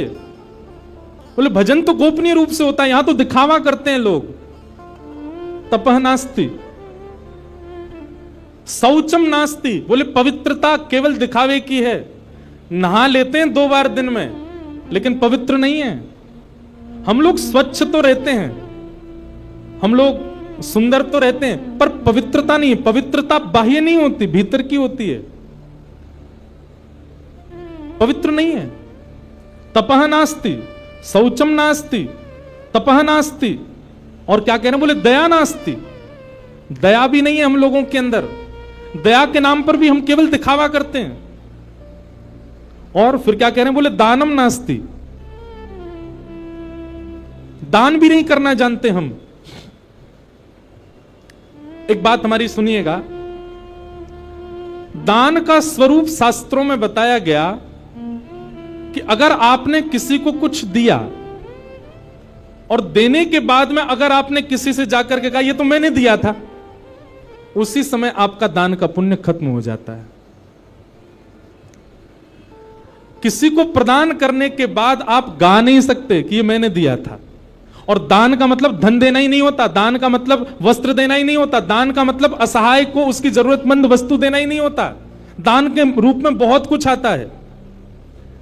कई बार ऐसा देखा गया कि किसी व्यक्ति की सहायता से कोई व्यक्ति बहुत श्रेष्ठ बन गया। अब वो श्रेष्ठ बन गया तो वो नीचे खड़ा खड़ा सबको बोलता है मैंने ही तो बनाया इसको, मेरे ही भजन से, मेरे ही बल से, मुझसे पैसे मांग के ले गया था, आज देखो इतना बड़ा आदमी बन गया।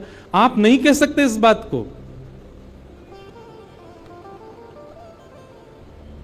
आपसे वस्तु जैसे ही किसी के पास जाती है, अगर वो दान का स्वरूप है तो आप उसको अपना कभी नहीं बता सकते। आपने जिस दिन उसको अपना बताया उसी दिन आपका पुण्य नष्ट हो जाता है, क्षीण हो जाता है। तो दानम नास्ति, हमारा तो काम ही है कि जब तक फोटोग्राफर नहीं हो तब तक दान ही नहीं करते। जब तक कहीं बता ना दें, सोशल मीडिया अपडेट ना कर दें, तब तक दान नहीं होता। थोड़ा गोपनीय रखो अपने आप को। दानम नास्ति। और फिर क्या कह रहे हैं?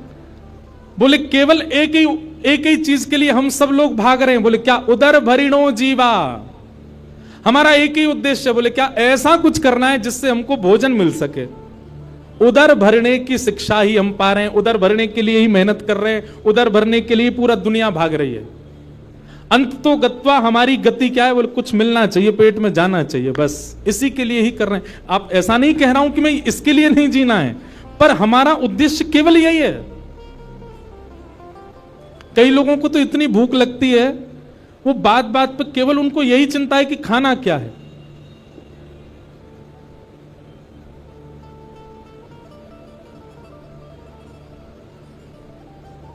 उदर भरिणो जीवा। नारद जी कह रहे हैं पृथ्वी के लोग ऐसे हैं। कैसे हैं? बोले उदर भरिणो जीवा। और फिर कैसे? बोले बराका कूट भाषण। केवल दिखावे में अच्छा बोलते हैं, अंदर से सामने वाले का बुरा ही चाह रहे हैं। बस दिखावे में बोल रहे हैं कि आप अच्छे रहो, आपका ये काम बने, आपकी बिटिया बढ़िया रहे, आपके पुत्र बढ़िया रहे, पर भीतर से सब आपका अनिहित ही चाहते हैं।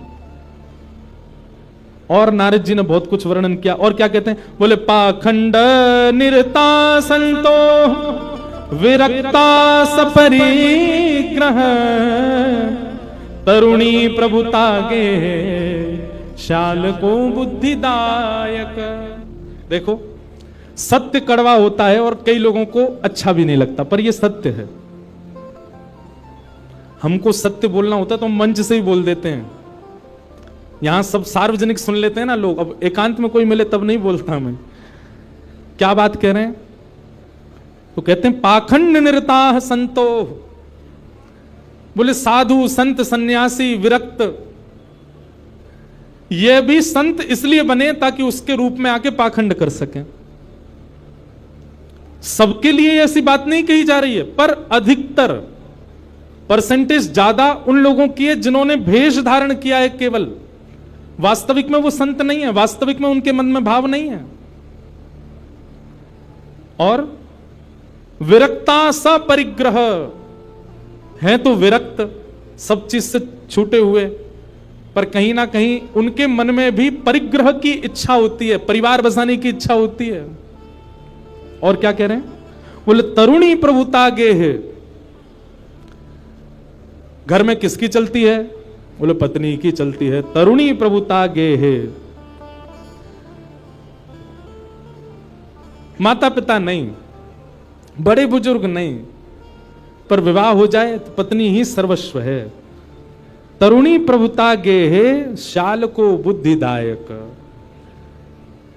बड़े भैया की बात नहीं मानेंगे, छोटे भाई की बात नहीं मानेंगे, पर साले साहब यदि कुछ कह दें तो वो हमारे लिए सिरोधार्य है। शाल को बुद्धिदायक। नारद जी ने इस प्रकार अब बहुत सारी बातें यहां बताई हैं, सबके बारे में सत्य बता दिया। बोले विवाह नहीं होता है, कन्या विक्रय होता है, वर विक्रय होता है। बेटा को इसलिए नहीं पढ़ा रहे हैं कि तू पढ़ लिख के विद्वान बन, इसलिए पढ़ा रहे हैं तो पढ़ लिख के अच्छा बनेगा तो विवाह में हम इतनी मांग कर सकते हैं। ये सब नारद जी पहले ही बता रहे हैं। नारद जी कहते हैं पृथ्वी पर घूम करके मेरा मन बहुत अशांत हो गया, यहां के लोग तो बड़े विचित्र हैं। तभी नारद जी कहते हैं बाकी सब बात छोड़िए, सब जगह भ्रमण करता करता करता जैसे ही मैं वृंदावन गया, वृंदावन में मैंने एक आश्चर्य देखा। क्या? बोले एक युवती, एक परम सुंदरी कन्या यमुना जी के तट पर बैठी है और उसकी गोद में दो वृद्ध लेटे हैं।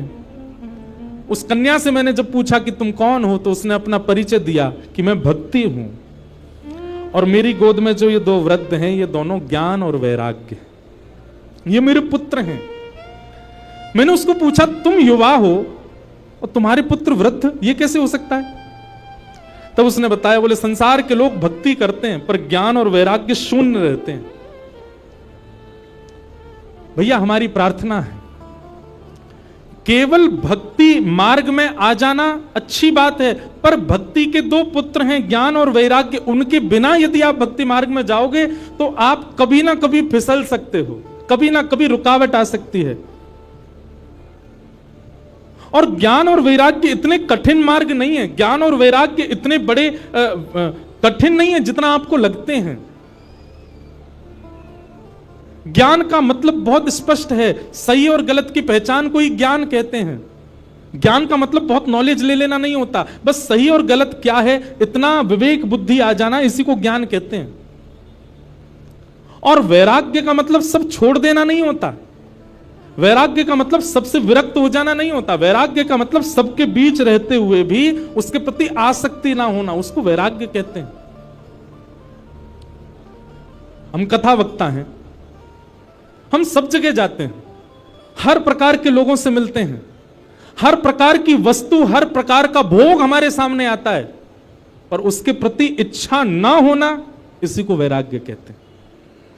विदेश भी जाते हैं, सब जगह घूमते हैं, जो एक भोगी व्यक्ति, संसारी व्यक्ति कर सकता है, वो सब हमारे सामने भी प्रस्तुत होता है, पर सामने प्रस्तुत होते हुए भी उसको ना करना, यही वैराग्य है। सूरदास जी की पंक्ति में हर कथा में गाता हूं, तजोरे मन हरि विमुखन को संग, जाके संग कुमति उपजत है, जाके संग कुमति उपजत है, पड़त भजन में भंग, हाँ पड़त भजन में भंग, तजोरे मन हरि विमुखन को संग, तजोरे मन हरि विमुखन को संग। उन सब भावों का, उन सब वस्तुओं का त्याग करना है जिनसे ठाकुर जी की भक्ति कम होती है। प्याज और लहसुन खाना पाप नहीं है, आपको नरक नहीं जाना पड़ेगा उसके बदले, पर अगर आपके चित्त में प्रेम भक्ति है और आप इन तामसी वस्तुओं का यदि बहुत सेवन करते हैं तो प्रेम लक्षणा भक्ति कम हो जाएगी। आपके मन में त्याग की स्थिति है, आप बहुत जल्दी डिटैच हो जाते हैं चीजों से, लेकिन आप तामसी वस्तुओं का सेवन करते हैं तो आपके डिटैचमेंट की जो स्थिति है वो नष्ट होती चली जाएगी। साधक स्थिति, भक्त स्थिति हमारी कम होती है इन सब वस्तुओं के से, इसलिए उसको मना किया गया। वो सब भाव वर्ज्य बताए गए हैं भक्ति मार्ग में जिनसे ठाकुर जी की प्रेम लक्षणा भक्ति कम होती हो, इसलिए उन्हीं भावों में हम पैंट पहन के क्यों नहीं करते कथा, हम टी शर्ट पहन के क्यों नहीं आते कथा में, बगलबंदी क्यों पहनते हैं, धोती ही क्यों पहनते हैं। ठाकुर जी की प्रसादी बनाने वाले को भी हम यही क्यों कह रहे हैं कि धोती पहन के बनाओ। हम आप लोगों से भी क्यों निवेदन कर रहे हैं कि कम से कम तिलक लगाओ, कंठी माला गले में धारण करो। ये वैष्णव वेश धारण करने से भी आपका संग सुधरता है, आपका मन सुधरता है, आपकी भावना शुद्ध होती है, तामसिकता से आप बचते हो, इसलिए बहुत जरूरी है ये सब। तो वैराग्य का मतलब सब छोड़ देना नहीं होता, वैराग्य का मतलब सबके बीच रहते हुए भी उसके प्रति आसक्ति ना होना, इसको वैराग्य कहते हैं। ये भक्ति के दो पुत्र हैं, ज्ञान और वैराग्य। जब तक ये चित्त में नहीं आएंगे भक्ति महारानी प्रसन्न नहीं रह सकती, इसलिए इन दोनों को चित्त में धारण करो। नारद जी महाराज ने देखा कि ज्ञान और वैराग्य दोनों वृद्ध हो गए, तो नारद जी महाराज ने प्रयास किया कि ज्ञान और वैराग्य को युवा कैसे किया जाए। संतों से पूछा, लेकिन कोई भी इसका प्रमाणित उत्तर नहीं दे पाए। तब नारद जी महाराज आज सनत कुमारों से पूछते हैं कि भक्ति के पुत्र ज्ञान और वैराग्य युवा कैसे होंगे, कृपा करके मुझे बताओ। बहुत सावधानी से सुनना, भक्ति हम सबके चित्त में है, पर ज्ञान वैराग्य पुत्र नहीं है हमारे पास। भक्ति के पुत्र वो कैसे आएंगे, उसी का उपाय यहां पर सनत कुमार बता रहे हैं। और सनत कुमार कहते हैं ज्ञान वैराग्य की पुष्टता के लिए, ज्ञान वैराग्य के लिए, युवावस्था के लिए क्या करना है। सत्कर्म सूचको नूनम ज्ञान यज्ञ स्मृतो बुधई श्रीमद् भागवतालाप सतु गीत सुखादि। बोले भक्ति के सहित ज्ञान और वैराग्य को यदि चित्त में युवान करना है तो भागवत की कथा सुनो। श्रीमद् भागवत की सप्ताह कथा को ध्यान पूर्वक एक एक शब्द को श्रवण करो। सप्ताह पूर्ण होते क्या होगा, आपके चित्त में भक्ति के पुत्र ज्ञान और वैराग्य दोनों युवा हो जाएंगे, विवेक बुद्धि जागृत हो जाएगी, सही गलत में पहचान अपने आप प्रकट हो जाएगी, अपने आप डिटैच होना शुरू कर दोगे। देखिए, डिटैचमेंट का मतलब केवल किसी वस्तु, व्यंजन, व्यक्ति से दूर हो जाना नहीं होता।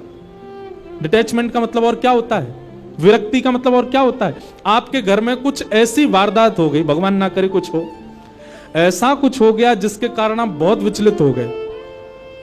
विचलित आप कब होगे, परेशान आप कब होगे, जब आपके चित्त में विरक्ति नहीं होगी। लेकिन कथा आपको ऐसा बना देगी कि फिर चाहे जीवन में जो हो जाए, आपकी लाइफ के साथ चाहे जो कुछ हो जाए, आप उससे टूट नहीं सकते, आप उससे परेशान नहीं हो पाओगे। व्यक्ति टूट जाता है, गिर जाता है, बिखर जाता है और फिर कोसता है ठाकुर जी को, मेरे साथ ये क्या हो गया। ये वही व्यक्ति करता है जो आध्यात्मिक नहीं है। लेकिन आध्यात्मिक व्यक्ति कभी टूटता नहीं, कभी बिखरता नहीं, कभी परेशान नहीं होता। वो अपनी जीवन में आने वाली परिस्थितियों से जूझना सीख जाता है, और ये भागवती सिखाती है उसको। सुदामा जी महाराज के जीवन में नहीं आई थी, बहुत विषम परिस्थितियां आई। मीराबाई के जीवन में नहीं आई, बहुत विषम परिस्थितियां आई। अरे कहां तक कहें, जिस पति से विवाह हुआ मीराबाई का, बस वे ही एक सपोर्टर थे उनके ससुराल पक्ष में, और कोई सपोर्ट नहीं करता था मीराबाई को। वे भी कुछ महीनों बाद ही भगवत धाम चले गए, अकेली मीराबाई रह गई अपने परिवार में। लेकिन फिर भी कभी टूटी नहीं मीराबाई, अपने ठाकुर जी की भक्ति करती हैं। राणा ने, उनके देवर ने जब राजपाट संभाला मेवाड़ का, तो मीराबाई के लिए बोले कि ये बहुत चरणामृत पीती है, इसको विष पिला दो। विष भेज दिया, विष तक पान किया। ठाकुर जी को हरण करवाने के लिए ना जाने क्या क्या किया। मीराबाई के चरित्र पर, मीराबाई के उनके स्वभाव पर, उनके चरित्र पर उंगली उठाने के लिए मन चले लोगों तक को भेजा उनके कक्ष में, पर मीराबाई कभी टूटी नहीं, लड़ती रही, क्योंकि उनका विश्वास प्रगाढ़ है। उनकी भक्ति इतनी चित्त में जागृत हो चुकी है कि वो इन सब परिस्थितियों से परेशान नहीं होते। एक बात कहें, साधक की, भक्त की परेशानी ये नहीं होती कि मेरी जॉब नहीं लग रही है, या मेरे पैसे मैं इतने नहीं कमा पा रहा, बच्चे मेरी सुन नहीं रहे, या मेरे मन चाहे काम नहीं बन पा रहे। उसकी परेशानी का एक ही काम होता है, एक ही कारण होता है, क्या, वृंदावन जाने का मन हो रहा है, जा नहीं पा रहा, कथा सुनने का मन हो रहा है, मैं पहुंच नहीं पा रहा, सेवा करने की बहुत इच्छा हो रही है, पर ठाकुर जी सेवा करा नहीं रहे। उसकी यही पीड़ा रहती है। मीराबाई की पीड़ा यह नहीं है कि उनकी ननद, उनके देवर, उनकी सास, उनका पूरा परिवार उनका विपक्षी है। उनकी पीड़ा केवल यही है कि नाथ, मैं वृंदावन कब जाऊंगी, मैं आपके उस धाम का दर्शन कब करूंगी।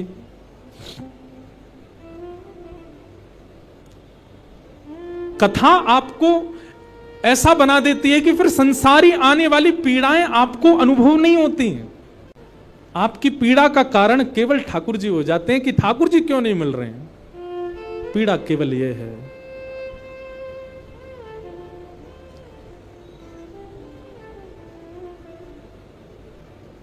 मीराबाई का एक पद, वैसे तो सारे पद ही मीराबाई के बहुत अच्छे हैं, एक से एक पद है मीराबाई के। बंधुओं, कभी मीराबाई के, आज विपराग जी मुझको बोल रहे थे, महाराज जी अगले वर्ष जब चंडीगढ़ में कथा हो, इसका मतलब अगले वर्ष भी आएंगे हम। तो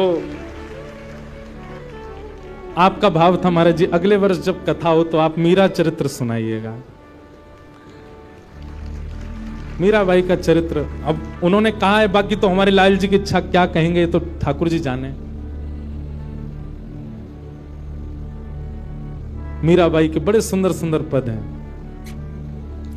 मीराबाई कहती हैं, उनको कोई आके कहता, तुम्हारे देवर इतना कष्ट देते हैं, तुम्हारी ननद इतना कष्ट देती है, छोड़ के चले जाओ ना इस परिवार को। मीराबाई कहती नहीं, जब तक कोई गुरुजन आज्ञा नहीं कर देंगे तब तक नहीं जाऊंगी। सहती रही मीराबाई। फिर एक दिन गोस्वामी तुलसीदास जी ने जब उनको आज्ञा की, जाके ही न राम वै देहि तजियता ही कोटि वैर सम यद्यपि परम स्नेहि। वो कितना भी स्नेही क्यों ना हो, यदि उसके चित्त में ठाकुर जी नहीं है तो उसका त्याग कर दो। जब गोस्वामी तुलसीदास जी ने पत्र लिख करके मीराबाई को भेजा, तब मीराबाई ने अपने गिरधर गोपाल को उठाया, तब घर छोड़ करके अपने ससुराल को छोड़ के फिर वृंदावन आई। तब तक छोड़ा नहीं। मीराबाई से कोई कहता इतनी पीड़ा आपको देते हैं, आपको पीड़ा नहीं होती? मीराबाई कहती हैं, पल पल पिय को रूप निहारूं, निरख निरख सुख पाती। पल पल पिय रूप निहारूं, निरख निरख सुख पाती। मीराबाई कहती है पीड़ा तो देते हैं, पर जैसे ही पीड़ा आती है ना, तो पीड़ा आने पर मुझको लगता है कि ये मेरे साथ ऐसा क्यों कर रहे हैं। पर उसी समय मैं अपने लाल जी को जब देखती हूं तो लाल जी को देख करके लगता है मुझ पर चाहे जितनी पीड़ा आ जाए, ये तो मेरा साथ नहीं छोड़ रहे ना, ये मेरे संगी हैं। तो जब वे लोग पीड़ा देते हैं तो पीड़ा होती है, पर मैं तब लाल जी को देख रही तो लाल जी को देख करके मेरी पीड़ा दूर हो जाती है। आहा, यह संसार सकल जग झूठा झूठा कुल रानाता। यह संसार सकल जग झूठा झूठा कुल रानाता। इनकी पीड़ा मुझे कहां लग सकती? झूठे लोग हैं ये, इनसे मेरा कोई संबंध नहीं है। साचे एक राधा रमण जो मेरे साथ हैं, मुझे पीड़ा क्यों होगी? यह संसार सकल जग झूठा झूठा कुल रानाता। यह संसार सकल जग झूठा झूठा कुल रानाता। मीरा के प्रभु गिरधर नागर, मीरा के प्रभु सांचे केवल मेरे नाथ हैं। मीरा के प्रभु नटवर नागर, मीरा के प्रभु नटवर नागर। हरि चरणाच राची गिरधर जन्म मरण रासा। गिरधर जन्म रासा। मीराबाई गा रही हैं, हम भी गाएं।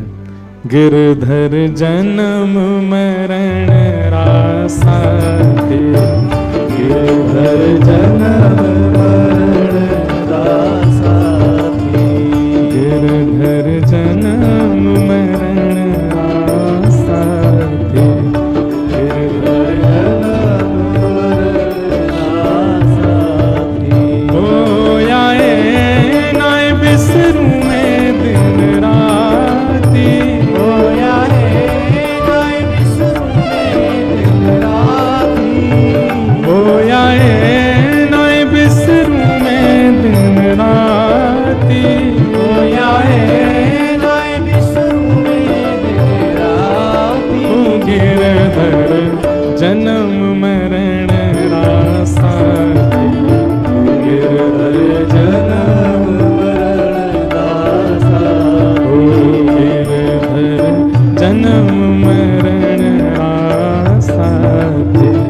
गिरधर जन्म मरण रासा। बोल गिरधर गोपाल की, बोल वृंदावन बिहारी लाल की।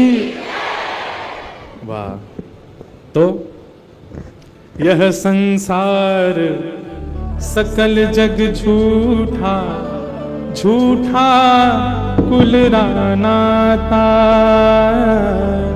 यह संसार सकल जग झूठा झूठा कुल रानाता।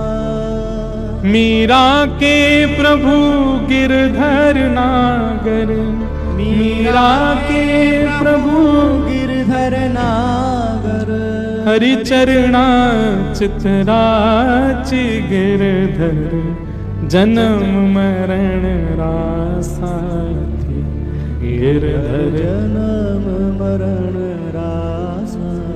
तो मीराबाई की सब विपरीत परिस्थिति थी, पर मीराबाई ने किसी का त्याग नहीं किया। जब किसी संत की आज्ञा हो गई तो सब छोड़ दिया। तो कथा जो है हमको कैसा बनाती है कि फिर संसार के अर्थ तो आएंगे जीवन में, लेकिन आपको अनुभव नहीं होगा उनका। अभी संसारी व्यक्ति का स्वरूप कैसा होता है कि दाल में नमक नहीं है तो वो एक ही रोटी खाएगा फिर। लेकिन आध्यात्मिक व्यक्ति का स्वरूप कैसा हो जाता है कि जैसा बना है इतना मिल जाए कि हमसे भजन ना छूटे, वो पाई लेगा। आध्यात्मिक व्यक्ति व्यवस्थाएं नहीं देखता। फिर आध्यात्मिक व्यक्ति को यह लगता है कि चाहे जैसा हो ठीक है, सब में हम राम राम तो बच पाएंगे, हम ठाकुर जी को स्मरण तो कर पाएंगे, जैसी है ठीक है, हमको स्वीकार है। वर्सेटाइल बनाती है कथा आपको।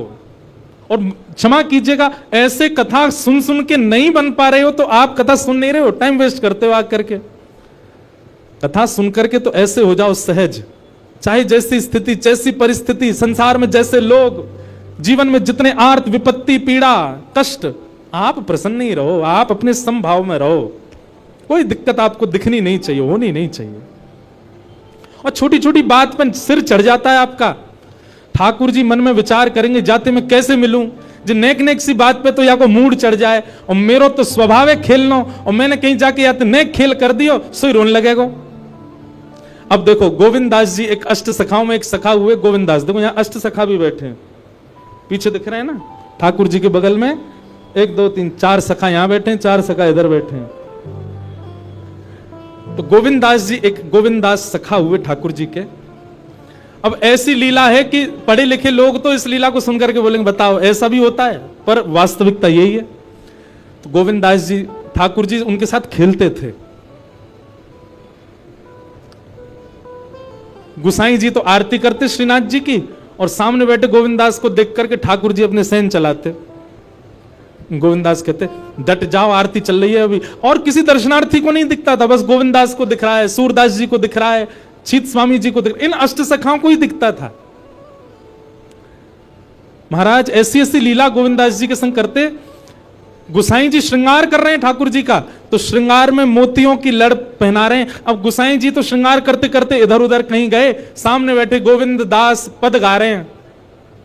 आज ठाकुर जी की पीतांबर अति सोहे, गले में वैजंती माला अति सोहे, सिर पर मुकुट अति सोहे। ठाकुर जी यहां मोती उठा रहे हैं, मोती उठा करके गोविंद दास पे मार रहे हैं।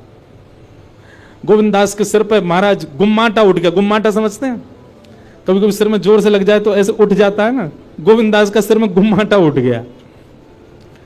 तो गोविंद दास पद गाते गाते देखी ठाकुर जी मोती मार रहे हैं, ऊपर से ठाकुर जी ऐसे सिंह दिखा रहे हैं। ये लीला गोविंद दास को दिख रही है, बाकियों को ठाकुर जी ऐसे ही दिख रहे हैं। तो गोविंद दास बोले अच्छा तो ये बताऊं, रुक जा। मोती उठा करके ठाकुर जी पे मारा। अब ठाकुर जी पे जैसे मारने लगे, इतने में गुसाई जी आया तो गुसाई जी में लग गया वो। गुसाई जी बोले गोविंद दास जी क्या कर रहे हो तू, हैं ठाकुर जी मोती मार रहे हो। गोविंद दास से हाथ धर के गए, देखो गुम्माटो उठ गो मेरो, तुम्हारो लाला मारे तब कोई बात नहीं, या समझा लो पहले बहुत मारे हमें। ऐसे ठाकुर जी लीला करते थे। गुसाई जी गोविंद दास को हृदय से लगाते, गोविंद दास तू कितना भाग्यशाली, लाला खेले तेरे संग में।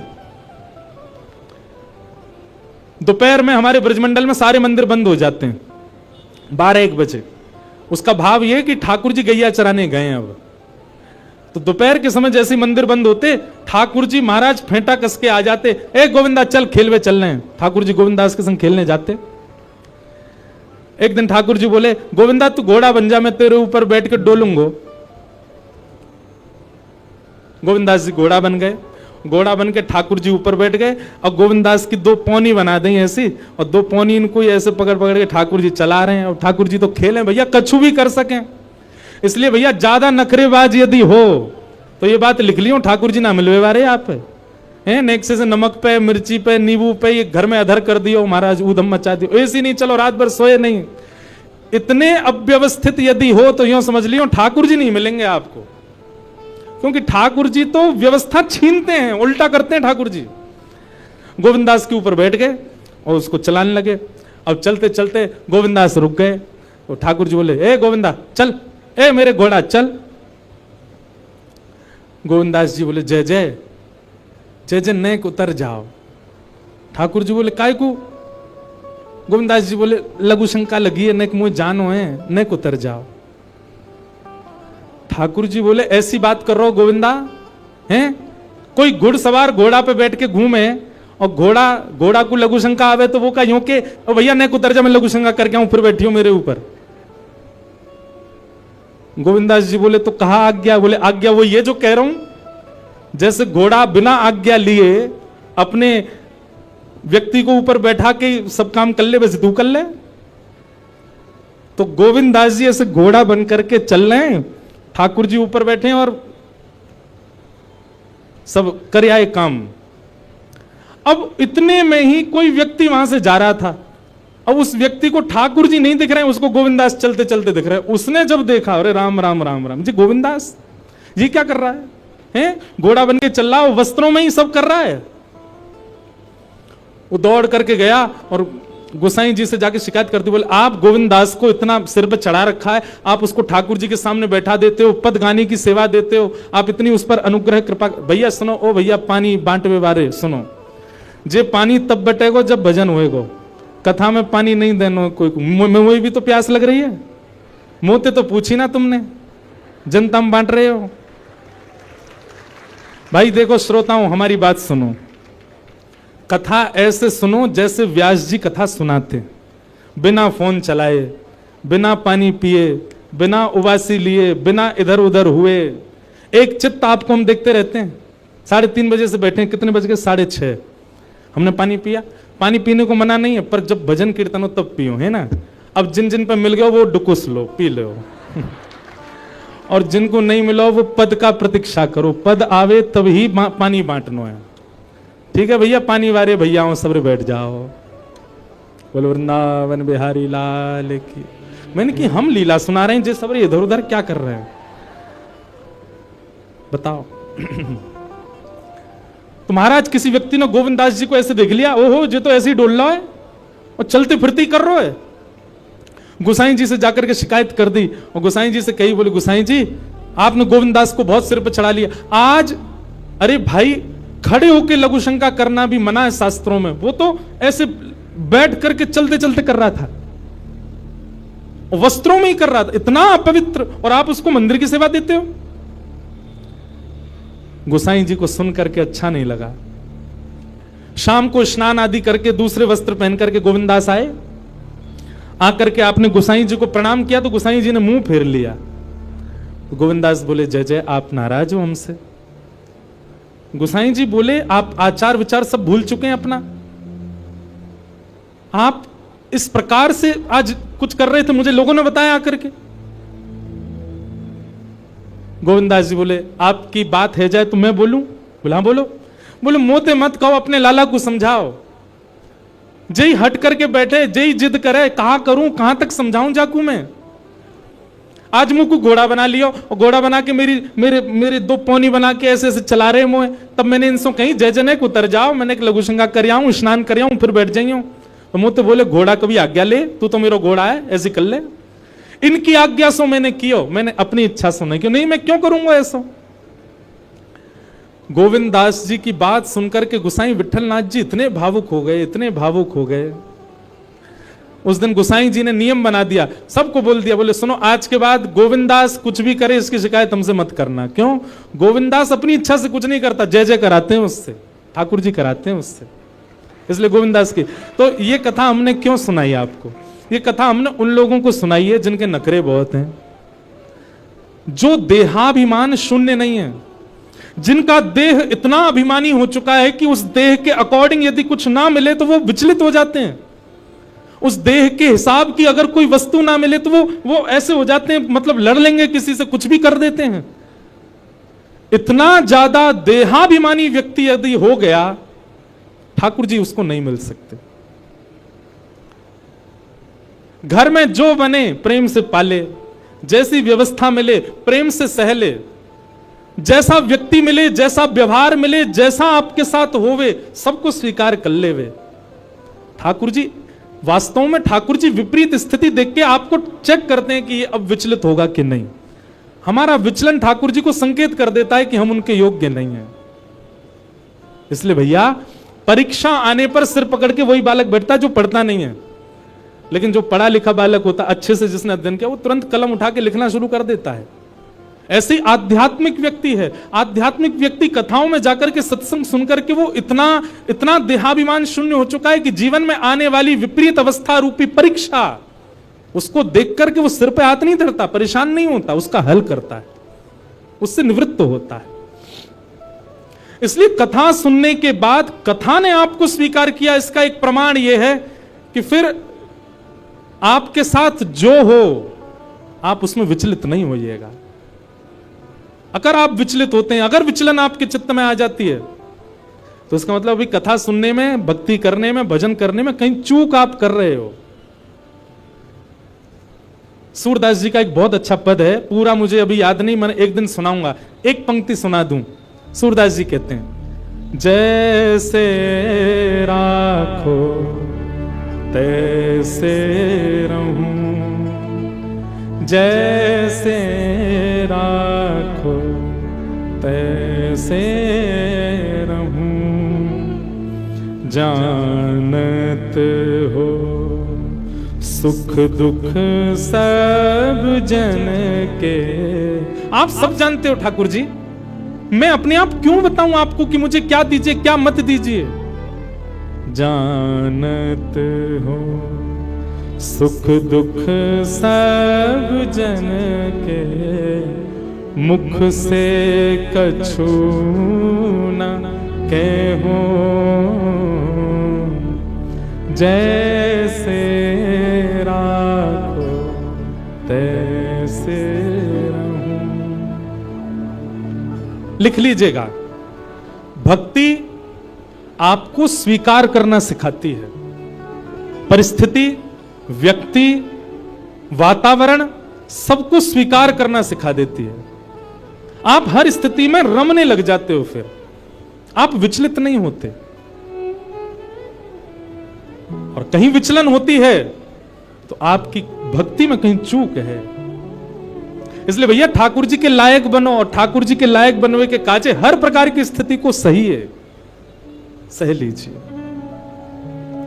तो ज्ञान और वैराग्य भक्ति भागवत से प्राप्त होंगे, और भागवत आपको ऐसे मॉडिफाई कर देगी कि फिर आपको फिर संसार की किसी स्थिति, परिस्थिति, व्यवस्था, अव्यवस्था से कोई फर्क नहीं पड़ेगा।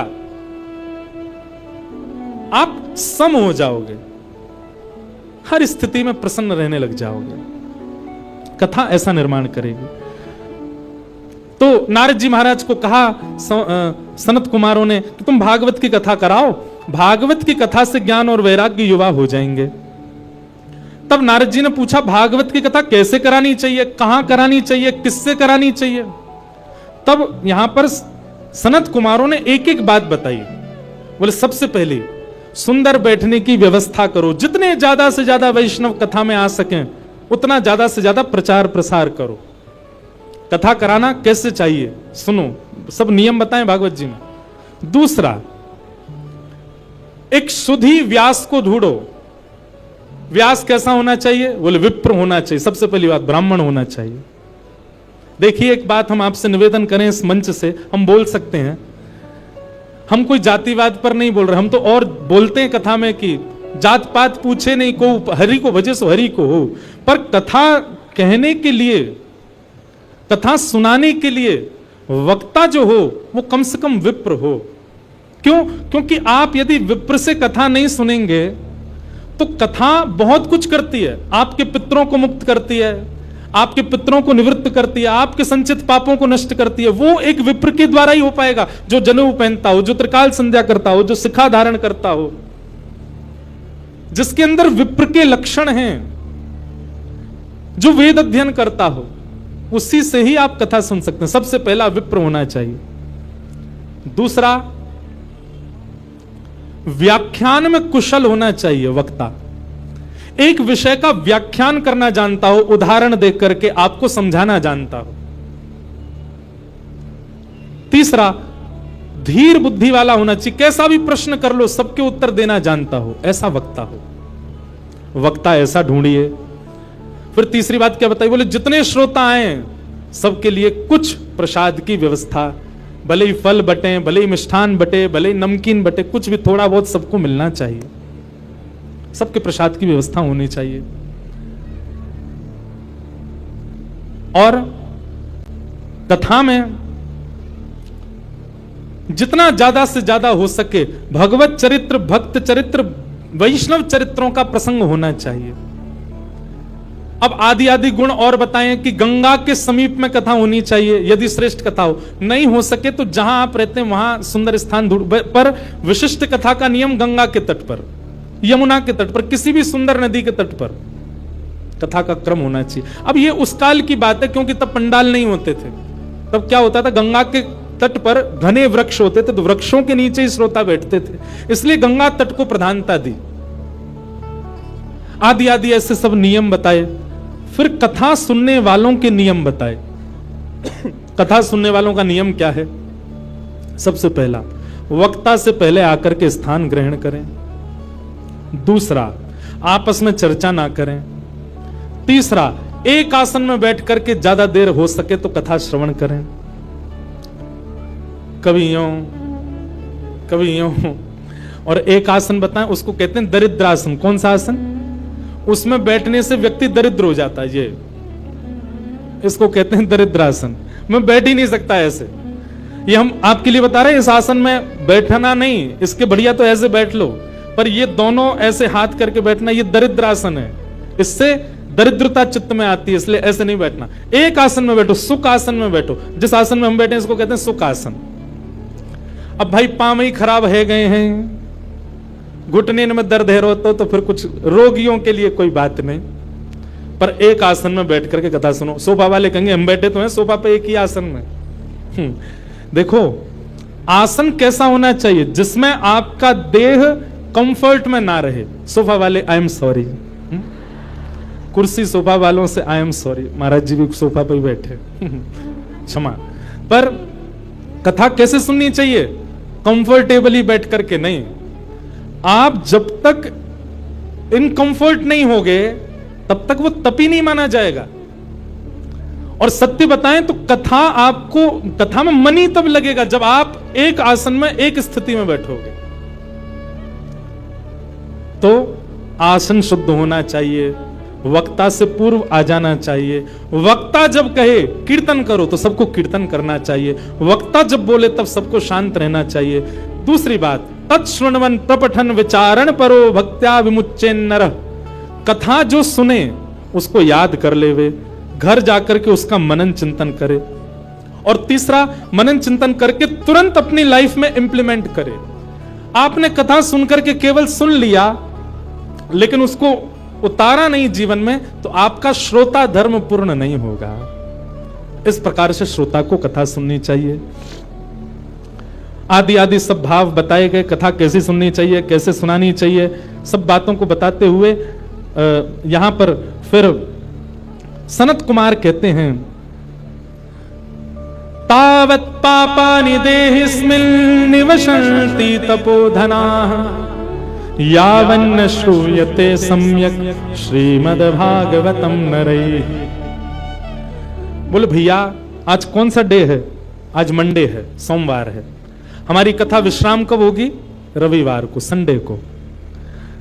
हम सबके जीवन में 7 ही दिन होते हैं। बहुत सावधानी से सुनिएगा सब लोग। आप सोमवार की कथा जब सुनते हैं, ये बात मैं नहीं कह रहा हूं, भागवत जी में लिखा है, आज सोमवार के दिन आप कथा सुन रहे हो तो आज के दिन की कथा सुनने से आपको फल क्या मिला कि आपके पूर्व के जीवन में जितने सोमवार जन्म से लेकर अब तक निकल चुके हैं और उनमें हमसे जो भी पाप हुआ है वो आज की कथा सुनने से नष्ट हो जाएगा। कल की कथा आप सुनोगे, कल क्या है? मंगलवार। मंगलवार की कथा सुनो, जितने मंगलवार आ चुके जीवन में सबके पाप नष्ट हो जाएंगे। इस प्रकार करते करते जब रविवार की कथा आप सुनोगे विश्राम दिवस की, और कथा सुनते ही जैसी कथा विश्राम होगी आप क्या हो जाओगे? पूर्ण पवित्र। आपका अकाउंट क्या हो जाएगा? 0, सब खत्म।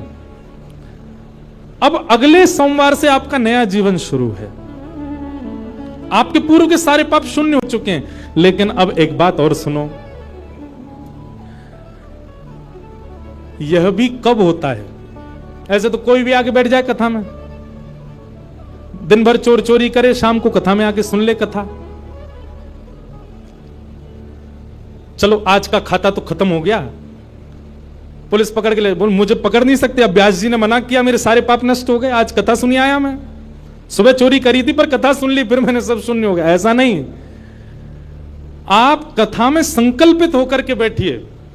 भागवत जी से निवेदन कीजिए, हे भागवत जी, हम 7 दिन के लिए आपकी शरण में आए हैं। हे शब्द रूपी श्री कृष्ण, हम 7 दिन के लिए आपकी शरण में आए हैं। आप कृपा करके इन 7 दिनों में हमसे पूर्व में जो भी अपराध बन गया है उन सबको आप समाप्त कर दीजिए। हम आपको वचन देते हैं संकल्प लेकर के कि हम जीवन में दोबारा ये गलती नहीं दोहराएंगे, तब आप पाप निवृत्त होगे। अच्छा, उसमें शर्त एक और होती है। भागवत जी ने 7 दिन में आपको पवित्र कर दिया और कहीं आपने 7 दिन बाद उन चीजों को पुनः दोहराया। जैसे आप तंबाकू खाते थे, सिगरेट पीते थे, नशा करते थे, जो भी करते थे, आपने संकल्प लिया भागवत जी हमने पूर्व में जो जो किया उन सबको आप समाप्त कर दो, हम वचन देते हैं अब नहीं करेंगे। तो भागवत जी आपको पवित्र कर देंगे 7 दिन में। लेकिन 7 दिन बाद जीवन में फिर कभी आपने वो क्रिया की तो फिर जितनी आपकी नष्ट हुई है मल्टीप्लाई इनटू 1000 होकर के दोबारा लग जाएगी। 1000 गुना ज्यादा होकर के आपको वह पाप पुनः लग जाएगा। इसलिए भैया, जो अपने व्यसन नहीं छोड़ सकते, हम मंच से कह रहे हैं कल से कथा में आप नहीं आइएगा, क्योंकि आप उस व्यसन को नहीं छोड़ पा रहे हैं और कथा आप सुन रहे हैं, क्या फायदा? मल्टीप्लाई इनटू 1000 हो जाएगा और ज्यादा आपको पाप लग जाएगा। इसलिए कथा सुनने की सामर्थ्य वही लोग रखिएगा जो पुनः संकल्पित हो जाते हैं कि हम नहीं करेंगे। 2-4 लोग मुझे उठते से दिखाई दिए, नहीं बेचारे वो किसी को ढूंढ रहे फोन पे। मुझे लगा कि 2-4 लोग उठ रहे हैं, इसका मतलब ये सोच रहे होंगे कि यार गलत फंस गए हम तो कथा में, हम तो छोड़ ही नहीं सकते अपना व्यसन, और ये व्यास जी तो यहां तो पूरी कसम बसम खिला रहे हैं। भैया हमारी एक बात सुनो, संबंध किसको कहते हैं? जहां पर एक व्यक्ति अपने दूसरे प्रेमी के लिए स्वयं को बदलता है। कथा हम लोग ठाकुर जी से संबंध बनाने के लिए सुनते हैं, तो क्या हम इतना नहीं बदल सकते कि जो हमारे बुरे कर्म हैं, जो हम गलत क्रिया करते हैं, और विशेष रूप से सुनिए ध्यान से पंजाब के हमारे युवा भाई बहन, वैसे तो यहां सब अच्छे ही बैठे हैं, पर आपके जो मित्र आदि हैं बहुत व्यसन में पड़े हुए हैं। पंजाब सबसे समृद्ध प्रांत है भारत का। जैसे शरीर में सारे पार्ट्स आपके ठीक हैं, पर माइंड खराब हो जाए तो सबको खराब करने की सामर्थ्य केवल माइंड में है। ठीक वैसे ही भारत के अनेक प्रांत हैं, पर भारत का सबसे समृद्ध प्रांत पंजाब है। इसका मतलब भारत की बहुत सी इकोनॉमी पंजाब के लोगों से चलती है। बिजनेस में देख लो, इंडस्ट्री में देख लो, गायकी में देखो, हर जगह पंजाबी आगे हैं। यहां के लोग ही अपना खान पान और व्यसन नहीं छोड़ेंगे तो पूरे भारत पर उसका इंपैक्ट पड़ेगा। इसलिए हमारे युवाओं से प्रार्थना, जो जो कथा में बैठे हैं अपने अपने सखा सखीन को पकड़ के लाओ कथा में और उनको सुनवाओ, और जब कथा सुन लेना वो पूरी 7 दिन, तब उनको ये वाली बात बताना, बोले अब तैने अगर पाप किया तो 1000 मल्टीप्लाई हो जाएगा। पहले ही बता दी तो डर के मारे आएगा ही नहीं, वो कह देगा वायरल हो गया मैं नहीं आ सकता। तो कथा आपको पवित्र करेगी। तावत पापानि देहेस्मिन्, पाप तब तक आपके शरीर में रहेगा जब तक आप कथा पंडाल में नहीं आए। कथा पंडाल में आती पाप सारे भाग जाते हैं, पर कब? जब श्रोता संकल्पित हो जाता है। ऐसी भागवत की कथा के बारे में बताया। और इस प्रकार अब ये कथा भक्ति ज्ञान वैराग्य की पुष्टता के लिए हो रही थी। तभी उस सभा में भक्ति महारानी अपने दोनों पुत्र के साथ आ गई, और दोनों पुत्र जो कि वृद्ध हो चुके, कथा में आते ही नवीन एव स्वरूपनी, नया स्वरूप हो गया, पकी हुई दाढ़ी बिल्कुल चली गई, बिल्कुल युवा हो गए दोनों। ज्ञान और वैराग्य भक्ति महारानी देख करके नृत्य करने लगे।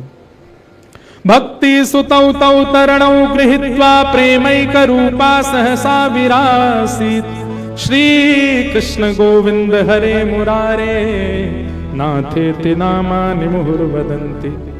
भक्ति ज्ञान वैराग्य दोनों तीनों नृत्य करने लगे, युवावस्था में आ गए और कहा महाराज बड़ी कृपा, इस कथा ने वो कर दिया जो कोई नहीं कर पाया। ज्ञान वैराग्य जो वृद्ध हो चुके थे दोनों युवा हो गए। भक्ति अपने युवा पुत्रों को देख करके प्रसन्न हो गई। तो भागवत जी क्या करती हैं? भक्ति ज्ञान वैराग्य को चित्त में युवा करती हैं, उनको वो सोए हुए हैं उनको जगा देती हैं। कई बार कथा सुनने के बाद ऐसा भी हो सकता है कि 7 दिन में आपको इतना वैराग्य हो जाए कि आप घर वालों से कहो हम तो महाराज जी के संग ही जा रहे हैं, हमको नहीं रहना चंडीगढ़ में। वैराग्य आ गया है चित्त में, अब नहीं रहना हमको, महाराज जी की सारी लिस्ट आ गई, कथा की पीछे चल देंगे इनके। ऐसा वैराग्य आपको आ सकता है, पर वो वैराग्य नहीं है। वैराग्य किसको कहते हैं? सबके बीच में रहो और बीच में रहते हुए भी किसी को भी अपने ऊपर हावी मत होने दो।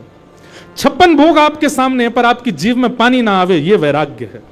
असंख्य सुंदरी नारियां आपके सामने पर आप अपने ऊपर वश करके बैठे हो, ये वैराग्य है। अनंत सुंदर पुरुष आपके सामने आ गए पर आप अपने बिल्कुल विरक्त भाव से वहां अपने मन को वश में करके बैठे हैं, ये वैराग्य है। ऐसा वैराग्य कथा दिलाती है। तो भक्ति ज्ञान वैराग्य पुष्ट होते हैं कथा सुनने से। इस प्रकार भागवत जी का प्रथम महात्म सत्र सुनाया गया। भागवत जी के दूसरे महात्म सत्र में धुंधुकारी की कथा बताई गई, जो कि अपने माता पिता की निंदा करता था, मारता पीटता था, उसको भी भागवत जी ने पवित्र कर दिया। इस प्रकार भागवत जी का महात्म सुनाया गया। ऐसे महात्मा को हम बारंबार प्रणाम करते हैं। बोलो वृंदावन बिहारी लाल। बंधुओं, आज महात्म हुआ है, कल से प्रथम स्कंद से कथा प्रारंभ होगी। ठीक 3 बजे हम मंच पर आ जाएंगे, आप 2:30 बजे तक आ जाओ। ये वचन आप हमको दीजिए कि आप 2:30 बजे तक आएंगे। और रही बात आपकी जॉब की, आपके कॉलेज की, आपके स्कूल की, डाल दो लीव, कह दो वायरल हो गया है, कछुदिना कथा में ही आनंद कर लो। महाराज चंडीगढ़ की सुनो सुनो, बताओ लीव डालने पर कितने खुश हैं। चंडीगढ़ की ये सबसे बड़ी कथा हो रही है। कथाएं सब बड़ी होती हैं, पर ये बहुत बड़ा उत्सव हो रहा है, वृंदावन प्रकट हो रहा है, बधाई हो। तो आज भी वृंदावन के थोड़े भाव आए, कल से नेक और ज्यादा आएंगे। कल से गोविंद देव जी का प्राकट्य, मदन मोहन जी का प्राकट्य हम श्रवण करेंगे। फिर उसके बाद नित्य वृंदावन की रस चर्चा और बढ़ेगी। संत जनों का आगमन यहाँ रहेगा। भारत के लगभग सारे वरिष्ठ कथावाचक और संत जन यहाँ पधार रहे, पर सब आएंगे 3 बजे, इसलिए आप लोग समय से पहले आ जाओ। आज पहले दिन में ही आप सब लोग पूरी संख्या में आ गए हैं। कल से हमारा नाम होगा पंडाल फाड़ व्यास। पंडाल फट जाएगा, जगह ही नहीं बची।